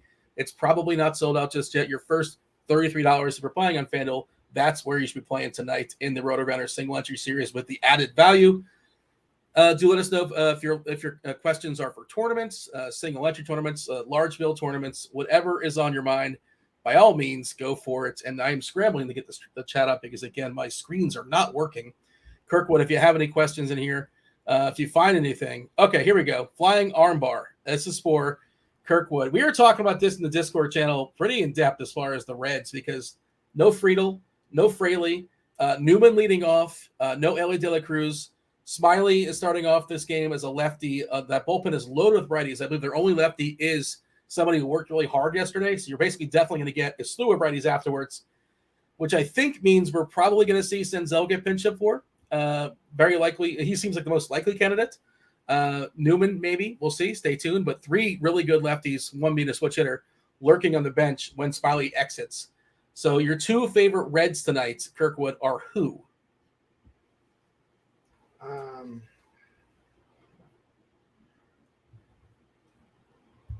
McLean. Yeah, and that's a good answer. Encarnacion Strand. Yeah, you kind of get 3 there. You're cheating a little bit, but yeah, I would maybe consider Steer possibly, but I think those are probably the top 3 as far as the best Reds on the board. Encarnacion Strand is one player, Dean. Yes, I know. Thank you for clarifying. He doesn't get 2 at bats. Doesn't work that way. You said 3. I only gave you 2. I was just being a smart ass. I was just making a dumb joke. I don't know why. I was being a joke. But all right. Chop, single entry pitcher on FanDuel. If you're making a single entry FanDuel pitcher, I would say whoever like the chalk pitcher is, let's pull it up. It shouldn't be that person because it's pretty tight as far as the your options. There's 6 or 7 different guys you can consider. I think this is where you take a shot at somebody lower owned. But you tell single me, entry? Yeah, on FanDuel. Single entry, yeah, on FanDuel. I don't see how you just a single entry. I don't see how you get away from Garrett Cole over there just because he's 10-9. So what's the guys below him that are halfway decent? They're 10-6, 10-5, and 10-3 next in line. So everybody's expensive on FanDuel. You don't want to blow it. If you're telling me that the single entry is much like bigger, maybe Grayson Rodriguez is the guy because of the price tag. But if we're talking about like the single entry being up against 50 or 100 people, I can go Garrett Cole just because the price tags are where they are. But so smaller single entry, Garrett Cole, bigger single entry, probably take a shot on Grayson, man, at that price tag and get all the bats in your lineup. It's pretty confined, by the way. We're showing Cole as the leader in the clubhouse as far as ownership there at just 16%. Gonsolin at 16, 15. No way I'd take Gonsolin. But I think Cole in single entry, again, these ownership projections are for large field tournaments. And single entry tends to push up the chalk. So I think Cole's going to be at least 20%, maybe 25% in single entry contests. So that's why I think maybe consider McClanahan, you can get like a 3%, or Webb, you can get it 6%, or Singer, you can get like a 6%. Is the only retort that I would have. Yeah, and I would retort that, Dean, by saying I would retort that right there by saying I think that in the larger tournaments, that definitely is the way to go. But there's so many ways you can get different in baseball with your bats that if you're playing enough money on one lineup, like I don't want to take a chance on some of those guys you mentioned rather than Cole because I can get so different with my bat. Like you could legitimately play any of the 9 Cubs and feel pretty decent about it and like just go with the non-chalky option. There's so many ways to get different, unlike other sports. Like in basketball, we're not getting very much different if there's obvious chalk out there, cheap chalk. So that's my only retort is in single entry like that. I don't want to go too far off the rate. But in their $9 tournament where, it's the biggest prize pool of the night on their site, absolutely. Any of those guys are in play. Kirkwood, Mr. Richard wants to know, playing 11 lineups on DK, should Mr. Richard make one Texas stack versus Cease? If yes, full or mini stack? Full stack for sure. Okay, so make one. I mean, Texas has been an elite offense this year, so absolutely on this slate, and yeah, definitely make one. And Seager's probably coming back as well. Chopper, Paul wants to know everything's on DK. filled. Everything's pretty full on DraftKings right now. I'm a little upset. I didn't enter enough. Well, maybe sign up before the 3 minutes to lock, whatever it is, an hour. I did, but I didn't do multiple. Chop, Paul's got a question for you. DK tournaments, Gunnar Henderson, I guess it's just a one-off, or Candelario. Yeah, Gunnar Henderson or Candelario, your preference amongst those two. The Candyman. Don Yeezy's got a question for Chop as well. Orioles or Dodgers? Pick one. Who's less gutless? I mean, who's less gutless? Like, it's such a loaded question. In a vacuum, it's obviously the Dodgers, but depending on what type of contest you're in, I think the Orioles are definitely in play here, but just depends on the contest. I mean, in a vacuum. But that would lead me to, Dean, I want to give you my Triple G play of the day or suggestion of the day. Triple G. Yeah. I want to give it, Dean, because we just got the Oakland lineup, and he comes from Oakland. Dean, I'm gonna throw some numbers out for you, Dean. Yeah. It's a very small sample size. Okay, mind you, 419 ISO, a 427 weighted on base, which is weird that your ISO is almost as high as your weighted on base. 184 WRC plus. My Triple G play of the day coming out of the Oakland lineup is The Hangover. Zach Galifianakis. Yes. You got it, Dean. That's my Triple G. He's in a new movie on He's in a new movie on Apple, like about Beanie Babies. It looks kind of sort of unrecognizable. But were you guys into the Beanie Baby craze back in the day? I know you were, Kirkwood. You probably watched the show. Kirkwood wasn't into it, but he saw it like an infomercial. Shots fired. Man, this guy's really selling it. What a sales pitch. I'm going to get into the Beanie Baby. No, craze. so what it is like when I work with someone and I have a professional relationship for multiple years and that person has, presented himself one way and I looked at him as like a trusted advisor, then I get in and I when did I lose my trusted advisor status out of curiosity? Have I officially lost it, or is it still kind of is it wavering? Of course it's gone. There's no getting it back either. That's it. One strike policy. I'm done. Kirkwood, come on. How do I redeem myself? He's saying you're going a similar path. People are looking at you like they looked at Bernie Madoff back in the day, Dean. Like for a while you were this upstanding guy, and then boom, you just dropped an anvil on our heads. Kirkwood, I know Top Shots didn't work out for you, but have you heard of NFL All Day? All right, I'm gonna leave. Just gonna turn the mic off. Let's go. Let's cut this out. Kirkwood, tell me this: pinch hit risk as far as the Cubbies. We talked about the Reds. What's the pinch hit risk for the Cubs? All right, I'll pull up the bat pinch hit risk. I'll pull up the bat. I mean, they kicked somebody off the team yesterday, the first baseman. That's not been very good. Mancini's gone. He could be a piece for somebody. Let's see here. Cubbies. Anything of notes as far as the Cubs pinch hit wise? Yeah, I'm looking. So they've got Wisdom, the Tooth, Patty the Tooth, and Yan Gomes. Yeah, they'll pinch hit for Yan Gomes too. So they're both 22% on Wisdom, 16% on Gomes. No one else to worry about per the bat. So. By the way, Kirkwood, don't let the name fool you, but Top Shot Naked HQ HD. Top Shot Naked HD wants to know, do we spend up on Cole or go down to Gonsolin on FanDuel? You spend up on Cole. Yeah, I think so as well. Or you spend up on someone else. That's what I think. Yeah, in the smaller tournament, I like the idea of spending up on like Senga or spending up on Ryan if Roth gives us kind of sort of somewhat the all clear. Roth should be coming up momentarily. Yes, McClanahan. We talked about how that is kind of fraudulent. If you look at the plate IQ, it's a little bit misleading because there's more Ks in that Yankee lineup than it does suggest based upon some small samples. By the way, I don't have the video pulled up, so if Roth and Krug joins us, but feel free to they can say hello, or you guys let me know that hey, they're here. So give me the signal because again, my monitor is out. It's been out the entire show. So you got a grade and a curve as far as this show, Chop. How did we do? Did we do okay? When you say we, if you mean me and Kirk, yeah, we did fine. You were okay. So I don't know. Is that TJ? I hear TJ, I believe, screaming in the background. Was it whispering? What was that noise? He was lurking on you. Yeah, he is a lurker, TJ. You got to watch out for him. You're taking away TJ's privileges, man. Stepping his boundaries. He's too big for his britches. I said it the other day. He jumped on there without consent of our producer. That's a big no-no in the entertainment industry. I will not have people. I will not allow you guys to slander my boy TJ's name.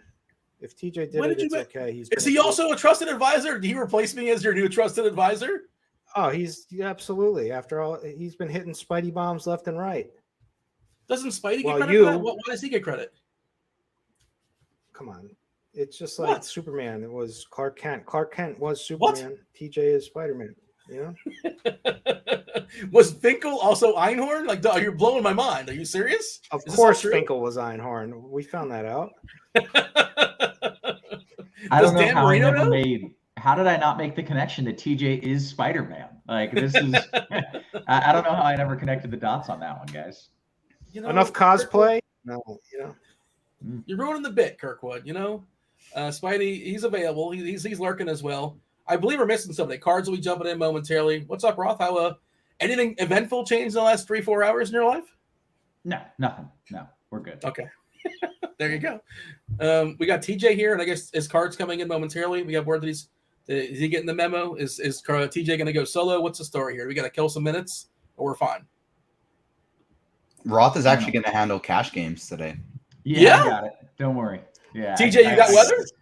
Yeah, I got weather and GPPs, and Roth is going to handle specifically cash. J3 in chat actually asked you to stay on another hour, Dean, because if that's the case, you might as well listen to Dean on his Top Shot picks. But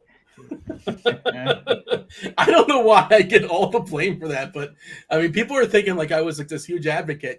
If you say it enough times, it eventually becomes truth out there, Kirkwood. But I was indifferent. I bought myself some packs, but I never was like yay Top Shots. But all right. The chat's not happy. They're ruining spoilers out there for the people. We should have SEO cards coming in a few minutes. Did we get all the gimmicks out? You have a ton of gimmicks there, Chop. I know you gave out the knockers, you gave out the reach around, the triple G. Did we hit them all? I feel like we hit them all, right? I feel like saying the word gimmick is very disingenuous on your part, Dean. Oh no, it's disingenuous. They're bits. Yeah. They're not gimmicks. There's a big difference right there. Bits is not insulting, and gimmicks is insulting. Correct. Just so I understand. Gimmicks has a negative connotation. Correct. You'd think we did it all. A host of a show would know that. You'd think, but a trusted advisor would for sure, if nothing else. I don't know. Roth, did you know that I was once Kirkwood's trusted advisor, but he fired me because I told him on a show once, not him, but just the audience, hey, maybe you consider buying Top Shots. They look more than cool. once. You hosted a Top Shot show weekly that was based on giving Top Shot picks. You supported it, and yet you aren't accountable to this day. You should put your hand up and say, "That's on me," and be accountable. It's on you for buying it. And I was just a host. You said it, hosted. I simply asked questions. Why aren't you coming at Will? You didn't just simply ask questions. You were recommending players. You couldn't help yourself. You were that sounds like a great buy. I couldn't help myself. Oh, that LeBron. Yeah, LeBron's good. You should get a stop shot. And it's not. It's just the lack of accountability. We all make mistakes. Yeah. We give picks. This is what we do. We tout things, and we're wrong at times. We the credit when it's good. Get the credit when it's bad. Stand up and be a man. That's all I'm saying. I'm sorry. Will you accept my apology? I'm sorry. I never should have hosted that show. I apologize. It's gonna take a little time, but maybe. Oh, you brought me in, and now you're still not giving me nothing. I'll check back next week. All right. Well, STL card should be coming in momentarily. Chop, you got anything else for the people? You got all the. I'm sorry. The bits are all out. Yes. We've done all the bits. I don't know if Roth tuned in to the beginning of the show. I gave a recap of my recent vacation, and I crushed my fishing trip in Galveston, Roth. Crushed it. I love to hear it. I want all the details. I'm sliding into the DMs. I want all the details.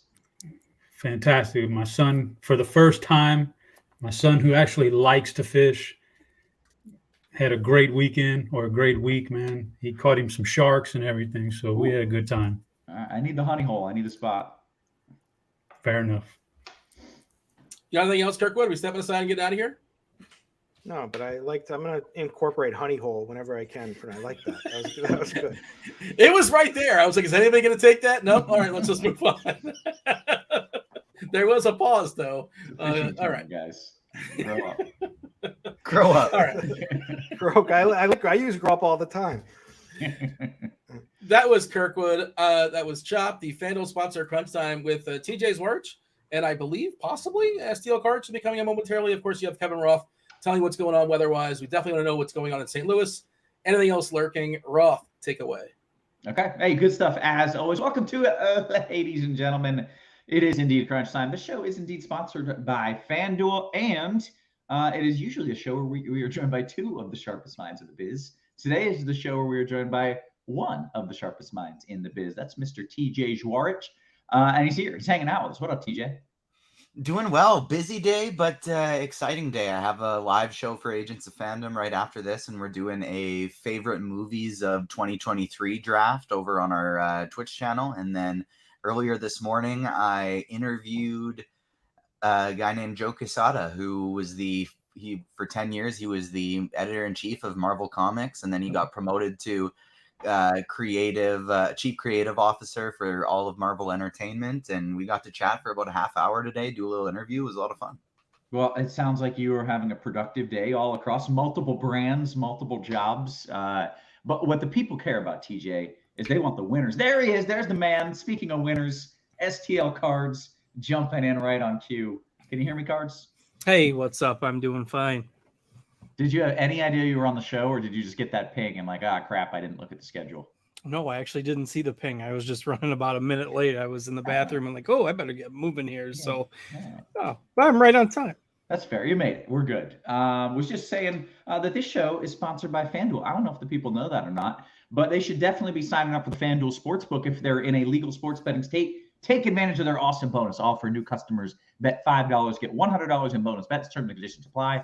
And then we've got the RotoGrinders sponsored FanDuel single entry series going on as well. Make sure you are filling those up each and every day. It's a great single entry tournament with bonus money at the end of it if you win. It's a good thing to be in. I've got a little bit of a weather spiel here. I hope that this goes over well with you guys. There's only one risky game at St. Louis. If you want to play it in tournaments, that is absolutely fine. It does not bother me at all. It looks like it will be light rain early. At least that's what forecast models are showing. And then heavier stuff could move in 2 to 3 hours into the game. So in theory, if that all checks out, you would get most of, if not the entire game in before storms move in. But radar looks a little uglier than what forecast models are showing. So I do want to make sure they start on time. And models have been wrong about timing storms before. So what if storms arrive an hour earlier than what forecast models are saying? That is a legitimate possible outcome. Then you'd get 5 innings of baseball, and then people would be pissed. So it is not the safe play, but I think the likelihood is that it works out okay. Does that work for you guys? That's as good as I can do right now. Personally, I wouldn't mind if they canceled the rest of the St. Louis season, but that's just me. They can just cancel every game. I don't care. I occasionally just look at the standings just to try to, because I don't follow baseball. Like, who's good, who sucks, and I see St. Louis down there, and I just think, oh, poor Cards. I'm sorry. That's all right. We traded half of our team to TJ's Blue Jays, so we got STL North up there, and I'm going to root for the Jays now for the rest of the season. I got to have something to root for. So. Yeah. Trade all the Cardinals to the Blue Jays just in time for the Blue Jays to get crushed by the Orioles all series. It's funny. My oldest asked, what are the Cardinals going to do now? Because they traded away like 3 of their pitchers, and the pitching was pretty bad to begin with. I said, well, they're just going to lose a lot of games the rest of the season because it doesn't matter. So build for next year. Yeah. We did get some quick weather questions. Let me address some of these. Someone says, so play 1 or 2 of the bats, but no pitchers. I think if you want to play pitchers in particular in a GPP and you understand the risk, I think so long as that game starts on time, you probably get enough innings before rain arrives that would take out a pitcher. So I don't think it's crazy to play pitchers in that game at all. Stan says thoughts on Baltimore bats. Is Baltimore in St. Louis, or is that who they're? No, they in are Toronto? not. Oh, well then maybe that's not a weather question. I assume. I would that's hope not not, because they have a dome, and hopefully we don't have to deal with those shenanigans in Okay, baseball. yeah, we should be good there. All right, we want to dive into the content. TJ, it looks like we need 22 more likes for TJ's, Spidey's first home run call. You wanna pump the likes for the people? Only 18 away now for the first Spidey Bum, but I want to give away at least 3. We'll give away another at 200, another at 250. We got 650 people watching right now. It should be easy to get half the people hitting the like button. Take your mouse, slide it over, click it. You're listening on your phone. Click hide chat, then hit the like button. Bring the chat back up. Does wonders for us, and it gets you some free home run picks as well. First Spidey Bomb, we got I got my list ready to go, but I got to pull up scores and odds so I can give the people the latest odds. So keep hitting that like button. We're already ready for the first one. As soon as you toss it back to me, I got Spidey Bomb number 1. Okay, very good. Well, let's start with no. You know what? Let's do Spidey Bomb number 1. TJ, I'm putting you on the spot. I think we got the likes. Hopefully, yeah, I got to pull up scores and odds so I can tell okay. them what the odds are. All right, that's fair. All right, well then let's go to cards. Let's talk about the pitching on the slate. Let's just kind of dive into the content side of things. What are we doing here, both on FanDuel and DK? TJ's ready. We're ready. Spidey Bomb number 1. Going back to yesterday, if you would have bet total bases, then he would have gotten it. But unfortunately, the man just kept firing over doubles, but he's batting second today, going up against Yusei Kikuchi, who gives a lot of home runs. Someone was asking about Baltimore. I like Baltimore. I like Kikuchi, and I like Ryan Mountcastle for Spidey Bomb number 1. You can get him for plus 400 over at Caesars. Very good. All right. With that, with one Spidey Bomb in the books, and hopefully at least 2 more to come, we will kick it over to STL Cards for a little talk about some of the pitching here. Cards, what do you like? Yeah, this is a really intriguing slate in that there's not really one guy that you have to have. If you look at, I have the bat projections up now, and nobody's projected for over 19 on DraftKings, but yet there's like 9 guys projected for 14 plus, and you can pivot that over to the similar fantasy point range on FanDuel, which is basically about 30 to 35. So there's about 9 guys kind of muddled together in the same projection range, and so the logical thought process would follow then in GPPs, we probably just don't want to play the chalk. The problem is we don't really have a clear-cut chalk tonight either.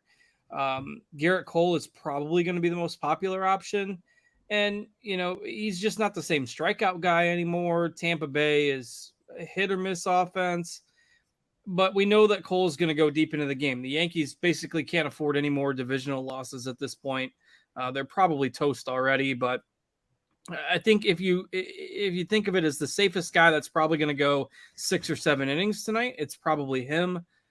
The strikeout prop is actually probably a little higher than I would project for him, but if you start with Garrett Cole in cash games, it's fine. And you're probably going to see a lot of people play Tony Gonsolin in cash games too, because he's facing Oakland, and that's fine. I don't really love the ceiling for either guy.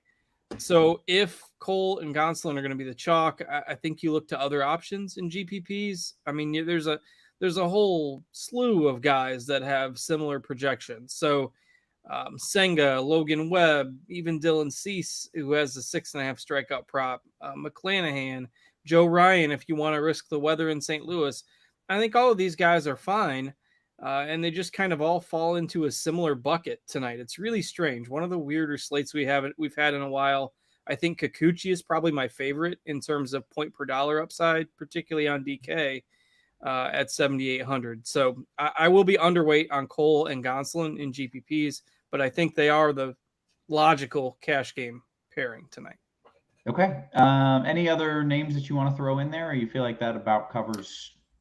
I mean, if you want to be super risky, really the only other guy is Grayson Rodriguez, who has not done anything at the major league level. But when he got sent down, he posted really, really good minor league numbers. A lot of talent there. But he is facing Toronto, and I mean, he does have a pretty low floor, but he's 7,200 on DK. Dane Dunning, because he's for some reason like mega cheap, is probably on that DK radar as well. Okay, great. TJ, I want to kick it over to you. Get your thoughts here pitcher-wise, both on FanDuel and DK for me, please.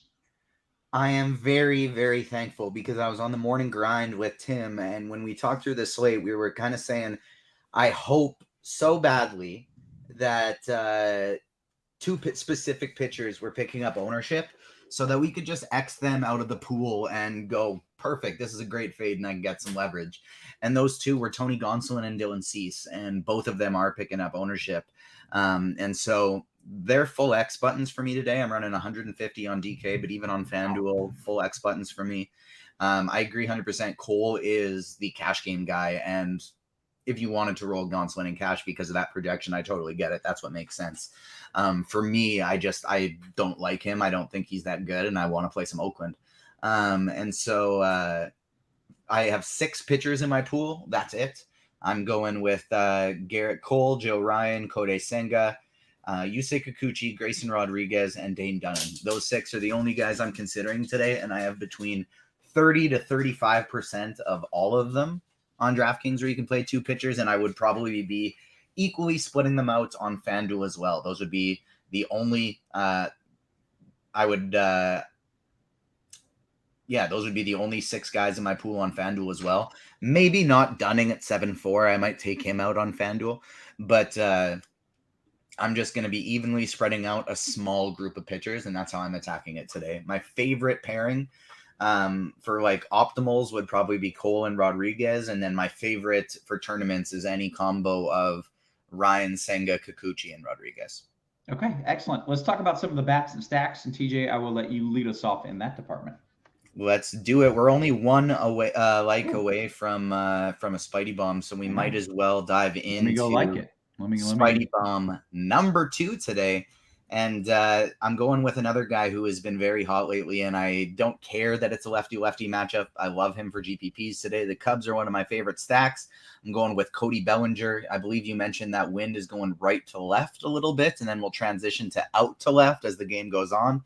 Mm-hmm. This is Wrigley. It's as wind-sensitive a field as there is in baseball. That should help left-handed bats. I love Cody Bellinger. You can get him for plus 490 over on Caesars, 450 on our sponsor FanDuel.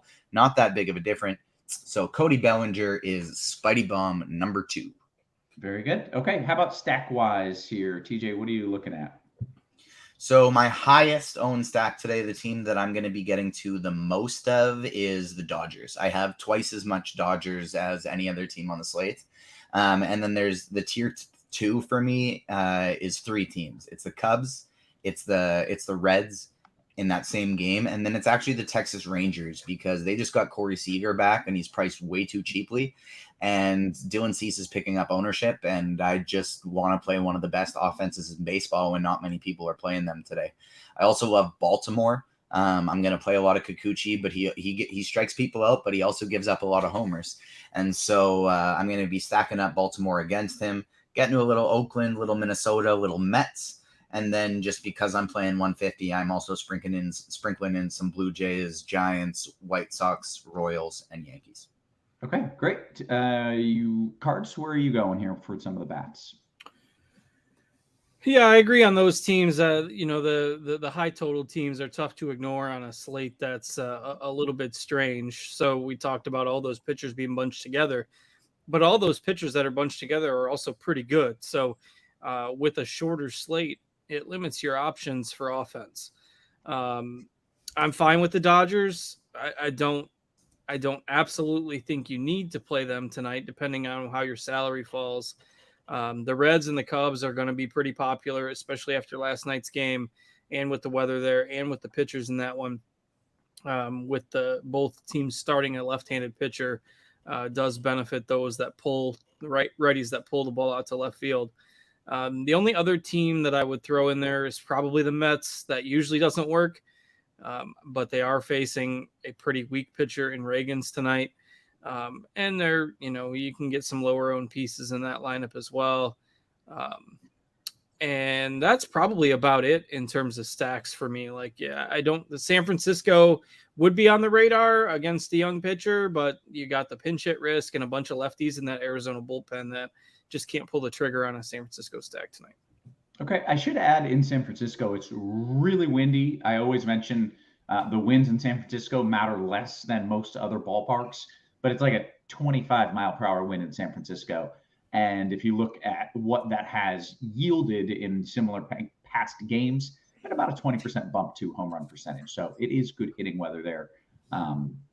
But Eric pointing out it is 60 degrees.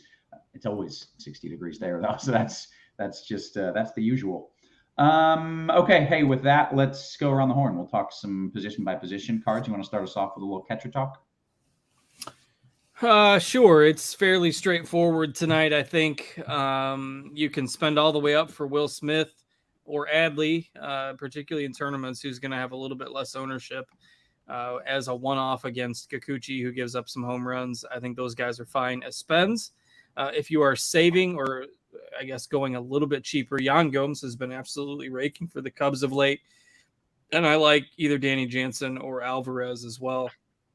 Mentioned that I like the Mets. So the Jansen, Gomes are both around 3K on DraftKings. Smith is 5,600. As usual, you probably don't need a catcher on FanDuel tonight unless one of them happens to fit your stacks. I do like those same guys that I mentioned if you are building stacks on FanDuel, but not a priority. Okay. TJ, your thoughts? Almost nothing to add. Danny Jansen would be my favorite cheapie today if you need to go all the way down a little bit cheaper and you're playing some Baltimore guys. I don't think it's crazy to include James McCann as opposed to Rutschman. Smith and Rutschman are the only ones, and maybe Jansen are the only ones I would consider on FanDuel. But other than that, Card's like totally covered it. Okay, first base.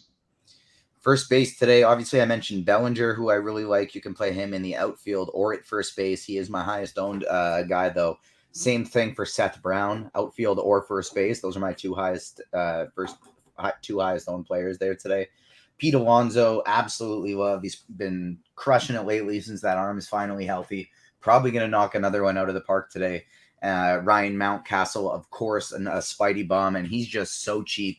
I really like him today. If you need to get a little cheaper, Encarnacion Strand, and then I also really like Nathaniel Lowe as a tournament play. Okay, excellent. Cards, your thoughts at first? Yeah, I love those options. Alonso, probably the one Met that I would try to prioritize tonight, particularly in tournament builds.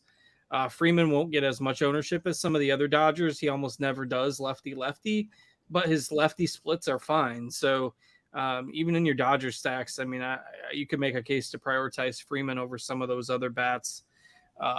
If you're looking to go cheap on DraftKings, I would probably play him at third, but Vientos for the Mets is hitting fifth tonight. He's first base eligible on DraftKings, and he's min salary at 2K. He's third base only on FanDuel, and he's 2,300 over there, so obviously can mention him again at third, but I do like him as a total punt tonight. Agree on the Mountcastle call and Encarnacion Strand as well. Pretty much have the same kind of pool as TJ because I like the Cubs guys and I like Mountcastle and Alonso as well. Okay, how about second base, Cards? Yeah, so second base is a fairly weak position tonight on the whole. And so you're probably going to see a lot of people just take the path of least resistance and try to get Mookie.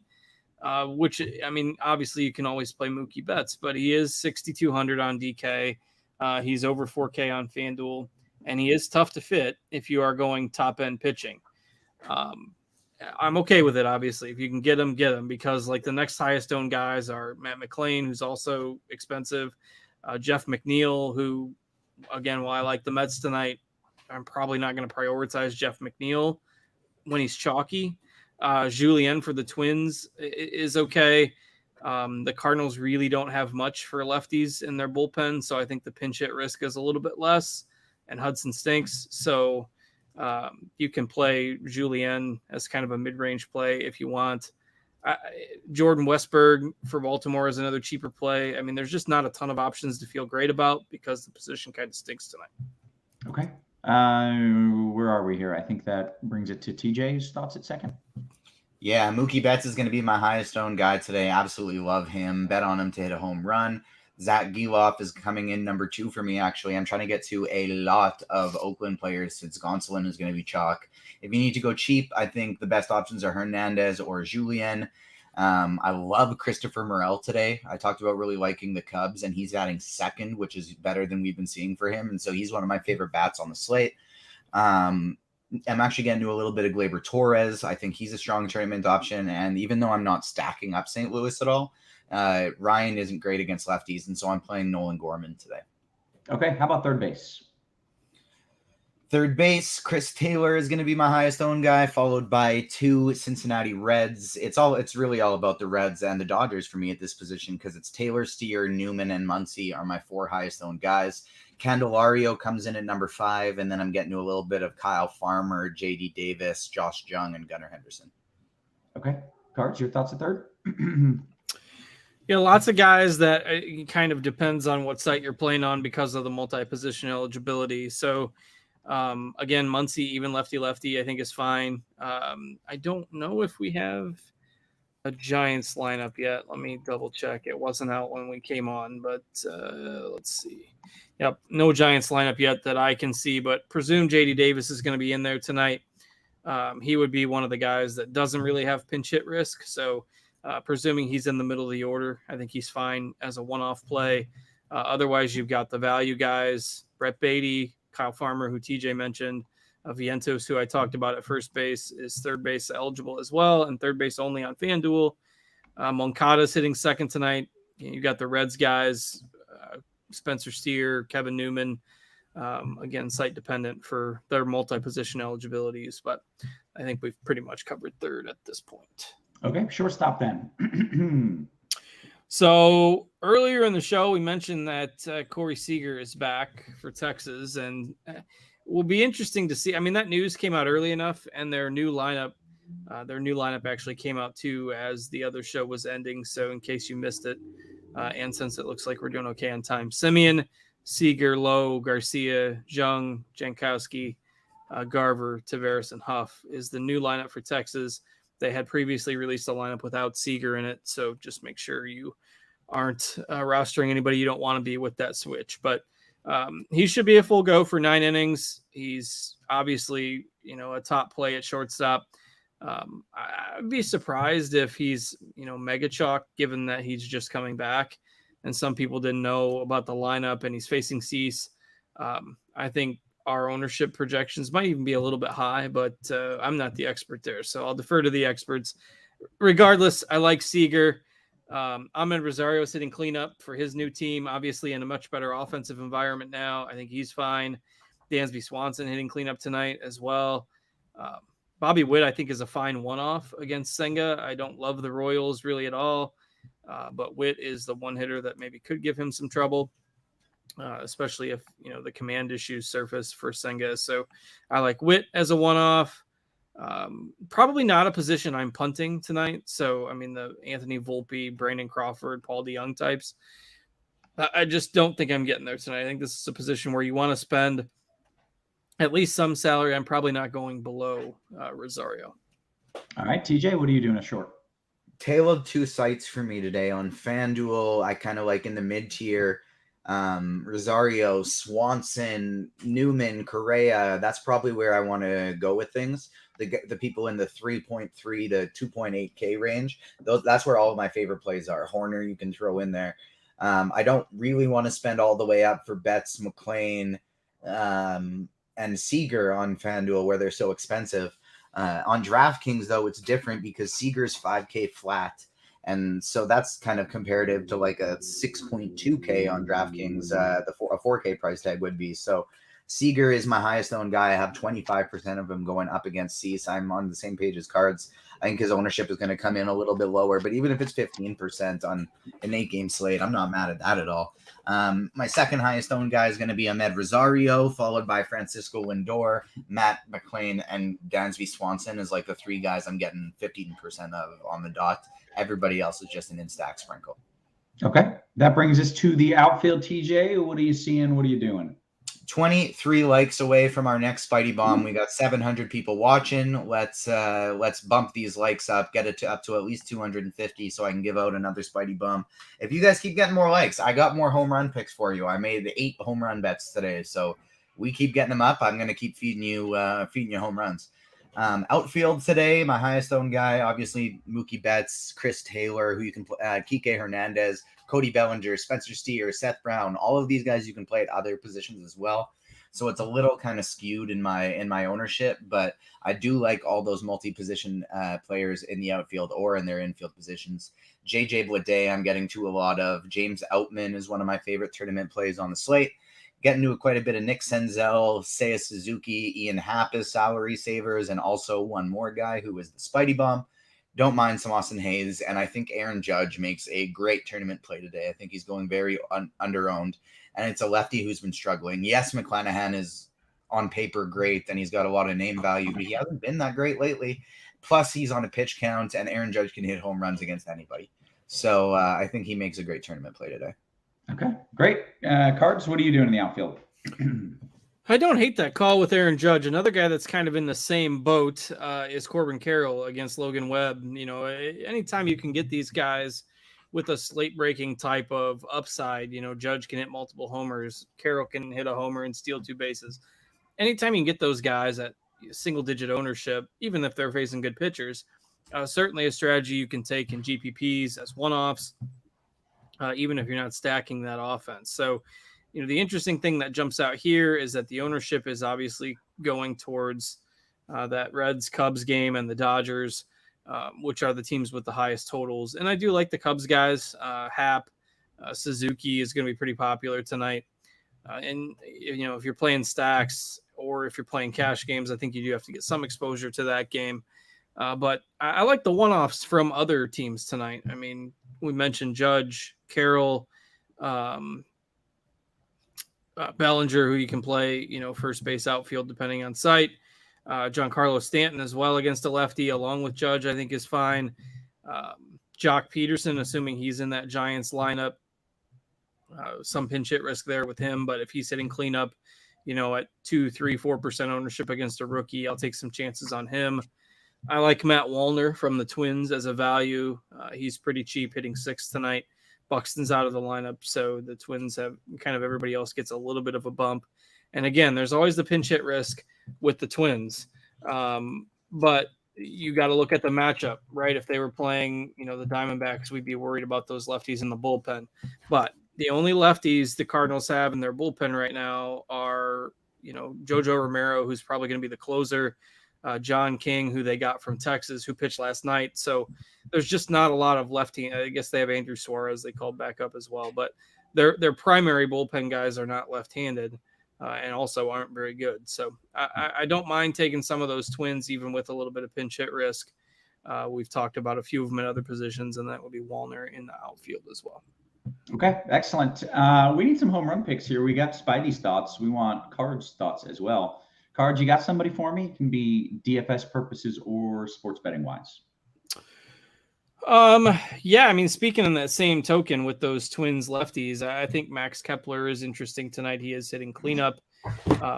Probably not, you know, the best outright bet for a home run, but you are getting pretty good odds. He is. There. He's got great odds. That's why he's Spidey Bomb number 3. Cards. Nice. We did not plan that. Plus 560 you can get him at Fanduel for. Okay. And Alonso would be my pick on the chalkier end. Okay, very good. TJ, I feel like you've done your duty here. I don't need another home run pick from you. I'll throw in a fourth just because the odds are great and Cards guessed that one, but somebody else brought up another person I was considering, and it's Brandon Lowe. You can get him for plus 560 on FanDuel as well. I like both of those ones. So 4 Spideys. Woo, four Spidey Bomb night. I love it. I did get a question from Matt in the YouTube chat. He says, hey, Roth, just got here late. Could you do a quick rundown on that St. Louis weather? Sure, happy to. The general idea is that storms should arrive towards the end of the game, maybe 2 to 3 hours in. And once the storms arrive, the game is probably over. Before that, it's just some light rain. If they late start this game, I would be very nervous. And I think that if you are playing this game, you should make sure you follow my Twitter and make sure that everything looks okay leading up to it, because you might have to make a last-minute pivot in this game. But if forecast models are correct, you get just about all of, if not the entirety of the game in before that game-ending rain arrives. There's a chance models are wrong. Storms are going to pop up over the ballpark, and you get 5 innings. or that they late start, and then you definitely don't want to play. But if everything goes the way it should, we should have just enough time to play guys in St. Louis. It is not risk-free, and it's the only spot that's not risk-free. So if you're okay with a little risk, I'm okay with it as well. Just make sure you're following along with that weather. Let's do a few more QQs and let's see what we've got. People saying, "Hey, what was the last Spidey bomb?" They're right there. They're scrolling for you. They are right down at the bottom. I think maybe the reason they were asking is because it's Nate Lowe, not Brandon Lau. I just noticed that too. It's Brandon Lau on the scroll, but it's Nate Lowe who was the Spidey bomb. Gotcha. Okay, they should not have the same name. It's their fault, honestly. It's not anybody's fault, but the Lows and the Laus that are doing it to themselves. Okay, let's get some QQs up here. We still have 12 minutes or so until lock. Let's see what we've got. We'll start with Dan Jan and Cards. I'm coming to you. If you're stacking reds, would you play them 1 through 5, or is that too chalky in DK single entry? It worries me just a little bit because Ellie's not in their lineup tonight. And, the Reds are basically in a fight with the Cubs and the Brewers at this point in the NL Central. So if there's a spot later in that game, once Smiley's out of there, like Kevin Newman is leading off, and he's also going to be pretty popular, I wouldn't be surprised if he didn't finish the game. Same with Senzel. I don't love that 1 through 5 stack partially for that reason, and then ownership being the other reason. I would actually prefer going like a 3 through 7, or just, maybe skip one guy in there. This isn't a hard and fast rule, and the top guys are certainly fine to play, but when you factor in ownership and some pinch hit risk there later in the game, I'm probably not just doing the 1 through 5 tonight with the Reds. Okay. All right. Very good. More QQs coming in here. This one from GD. This is a DK GPP question here. TJ, Dunning and Will Smith, or Gonsolin and Alvarez? Dunning and Will Smith. Very good. Any interest, TJ? We'll go back to back here. Any interest in a card stack? No. You know what? This is for STL cards. Any interest in a card stack and a DK GPP? Not really. Joe Ryan is pretty good. He struggles with power and he struggles with lefties, and I don't think that the full stack is the way to go. The Cardinals Ryan isn't the guy that's probably going to get absolutely destroyed by this lineup. So I think you go with lefties as one-offs. And so I'd probably rank them Gorman, Nootbaar, Walker. You said Ryan isn't the type of guy to get absolutely destroyed by this lineup. Are any pitchers the type of guy to get absolutely destroyed by St. Louis? Fair question. For what it's worth, I like a Nootbaar Gorman mini stack. Yeah, Nootbaar and Gorman are fine. And the Cardinals' offense hasn't been horrendous. It's been the pitching that's been the problem. And they traded away, traded away one bat. So the offense shouldn't be awful. But Joe Ryan probably isn't the guy you want to target them against. Gotcha. We've got an update here. Someone threw the challenge flag on TJ. And apparently, after rewinding the show, TJ did say Brandon Lau and not Nate. It's official, TJ. Oops. Okay. Yeah, it's fine. Yeah, nobody cares. It's fine. All right, let's see if we got some more QQs here. We got okay. FanDuel, a better cash punt, TJ, for $2,600. Jankowski or Newman? Jankowski or Newman? I'd go Newman. Okay. Your favorite, let's see. Cards, I'm coming to you for this one. Your favorite Cincy plays, Fairchild and Benson preferred to Newman and Senzel?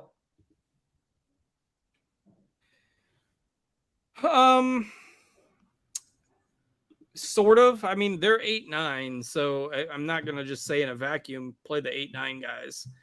Like, I would probably play one of the bottom of the order guys and one of the top of the order guys. So if you're doing a 9-1-2-3 stack or something like that, I'm not playing Fairchild and Benson in a vacuum over Newman and Senzel. But given the ownership and the circumstances, I don't think that's a horrible way to build a stack. Okay, great. TJ, this one's for you from J Sam's FanDuel single entry. On Lineup HQ, the Rangers seem to be catching a lot of ownership since the Seager news. 6% ownership, 3% opto. Do you think since people had time to react, Cease could draw lower ownership? Maybe, but I'm not playing them anyway. Okay, fair enough. Let's see. DK Cash question. Cards, you want Lindor or Seager? Seager. FanDuel Cash question cards, right back to you here. Moral Mushroom and Moncada or Happen Steer? It really bothers me, by the way that Christopher Morel does his eye black. I haven't seen it. Can you describe it to me, please? Yeah, he looks like a cat. So I'm gonna try and Google this. He has whiskers for eye black. It's really stupid. He does it's stupid. It's so stupid. Wow. I don't understand it. Like, does it? I've never seen anyone else do this. So does it serve a purpose, or is he intentionally trying to look like a cat? Like, I don't get it. We got the photo up. He looks like a cat. There's no way. Looks like Naruto. Is Watch him start like running to steal bases, just like throwing the arms back there. And so here, the problem I have with this is like, the kid is very good, and like whenever he hits a home run, he like pimps it, and I'm like, you're pimping your home run, and you look like a cat. And he's also a Cub, which doesn't help his cause with me. Right. But in any case, I completely forgot the question because I just wanted to mention. Yes, looking like a cat. There's the Naruto run. Apparently, I do not watch this, but that's a thing. No, you don't even need to you watch can it. even see his whiskers on the side. You can, yeah. You don't even need to watch it. I can almost guarantee you that anyone who is a teacher or like works with children in some kind of job regularly, like not necessarily just if you have a kid, because if your kid's not into it, then whatever. But anyone who works with lots, if you're a teacher, something like that, I guarantee you on a daily basis, you see like random stupid little 10-year-olds running like that through the hallways. Doing the Naruto run. All right. A few more QQs. By the way, cards. I never answered that question because Oh, I just talked. It's got Morel in it, but I don't remember any of the rest of it. For what it's worth, I'm with you. I think that is just absolutely asinine, and he does look like a cat. But let me go find that question again. It was. Here we go. FanDuel Cash cards. Morel and Moncada or Happen Steer? Happen Steer. Okay. FanDuel GPP kicking this over to TJ. It's a 2v2. Smith and Patty the Tooth Wisdom or Horner and Mountcastle? Probably go Horner and Mountcastle. Okay. DK Cash. TJ, back to you. Chris Taylor or Ian Happ? Taylor. Cards, you want Springer, Dinger, and Suzuki. This is FanDuel Cash. Last piece. It's actually one of these gentlemen. Springer, Suzuki, or Kepler? I think I'd take Suzuki in cash. I'd take Kepler in tournaments. Okay. Cards, back to you from Steve. FanDuel single entry. Jung and A. Garcia or Paredes and Arozarena as a mini stack? Or do I leave J.D. Davis in and play Arozarena or Garcia?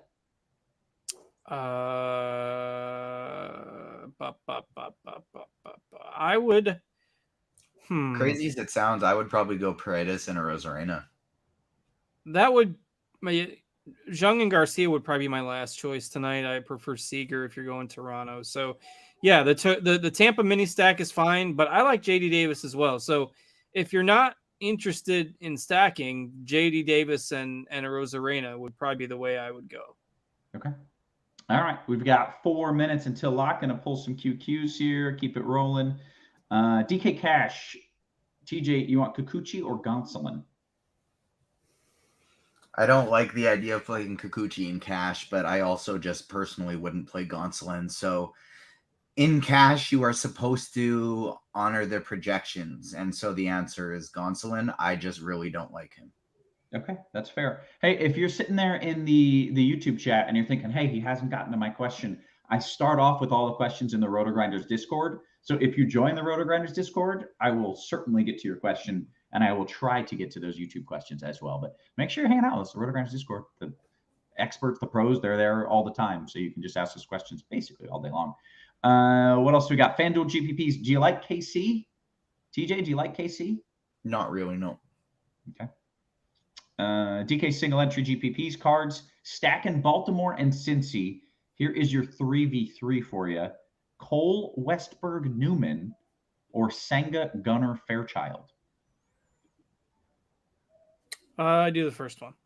Okay. GD says Horner or Morel cards on DK. Horner or Morel? I got to put the picture back up.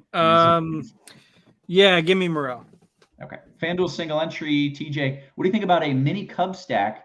892 is a way to get different without being too crazy. 892. Hold on. I just want to see specifically who those people are. 8 is Candelario. 9 is Wisdom. 2 is Morel. That's beautiful. All three of those guys could easily homer. Very good. All right. I like it. All right. Jumping into the YouTube channel here. We do have some questions. DK Cash, TJ, Smith Kepler. This is from Instrumental. Smith Kepler or Gomes McLean? Smith Kepler or Gomes McLean? Smith Kepler. Okay. Boss Bro says your favorite stack in a single entry for DK. I'll get this one for both of you. TJ, your favorite DK single entry stack? Dodgers. Cards, your favorite stack, DK single entry? Probably the Cubs, if you don't mind a little chalkier on the whole. Otherwise, the Mets. A few people saying, what are your thoughts on the Giants lineup? The Giants lineup came out about perfect 5 5 minutes minutes ago. One player off from what we were projecting, and it's not that different. And so Wilmer Flores is batting third. Maybe get him in some of your Giant stacks if you can. But other than that, it's your standard Giants. Okay, great. Let's see. More questions. Okay, here we go. Dunning Cole or Grayson Rodriguez and Webb? TJ, you like Dunning Cole or Rodriguez Webb? I don't really like Webb, and so I would instead do Rodriguez and Joe Ryan or Kodai Senga if you don't have the salary for Ryan. And so I would go Rodriguez Senga. Okay, great. Cards, this one's for you from Alan. The Giants and K. Newman's pinch hit risk, please. You don't have to do exact numbers, just a general description of that. Yeah, the Giants, I mean, Arizona's got 3 lefties in the pen that they use on a semi-regular basis. So, it's always a concern with some of the Giants. So last night, I'm looking to see what they did because the Giants essentially rolled out the same lineup last night. But I'm not sure what the Arizona used for. Yeah, so Arizona did not use any of their lefties out of the bullpen last night. Which is a little bit of a concern because you're probably going to see them tonight. So Davis doesn't really have any pinch hit risk. Wilmer Flores definitely doesn't have any pinch hit risk. If he's starting against a righty, he's going to stay in there.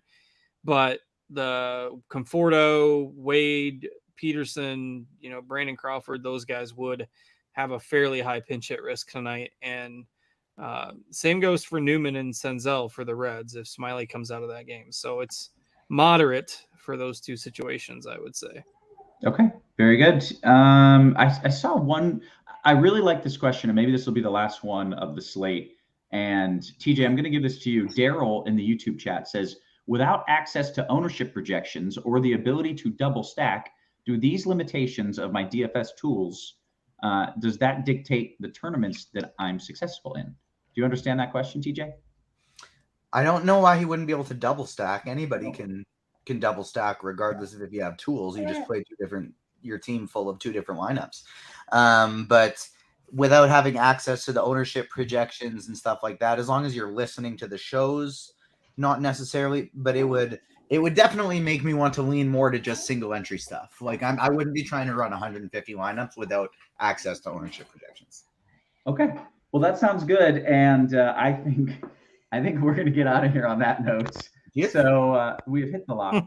They look so similar. I know. Like I'm assuming they're not twins, right? Are they a little like they're not twins. They're like a year and a half apart. Yeah, but they look so similar. I know. They both look like mom. You got beats by Dre there. That's right. Yeah. All right. We're going to bounce on out of here, guys. We do. Hi.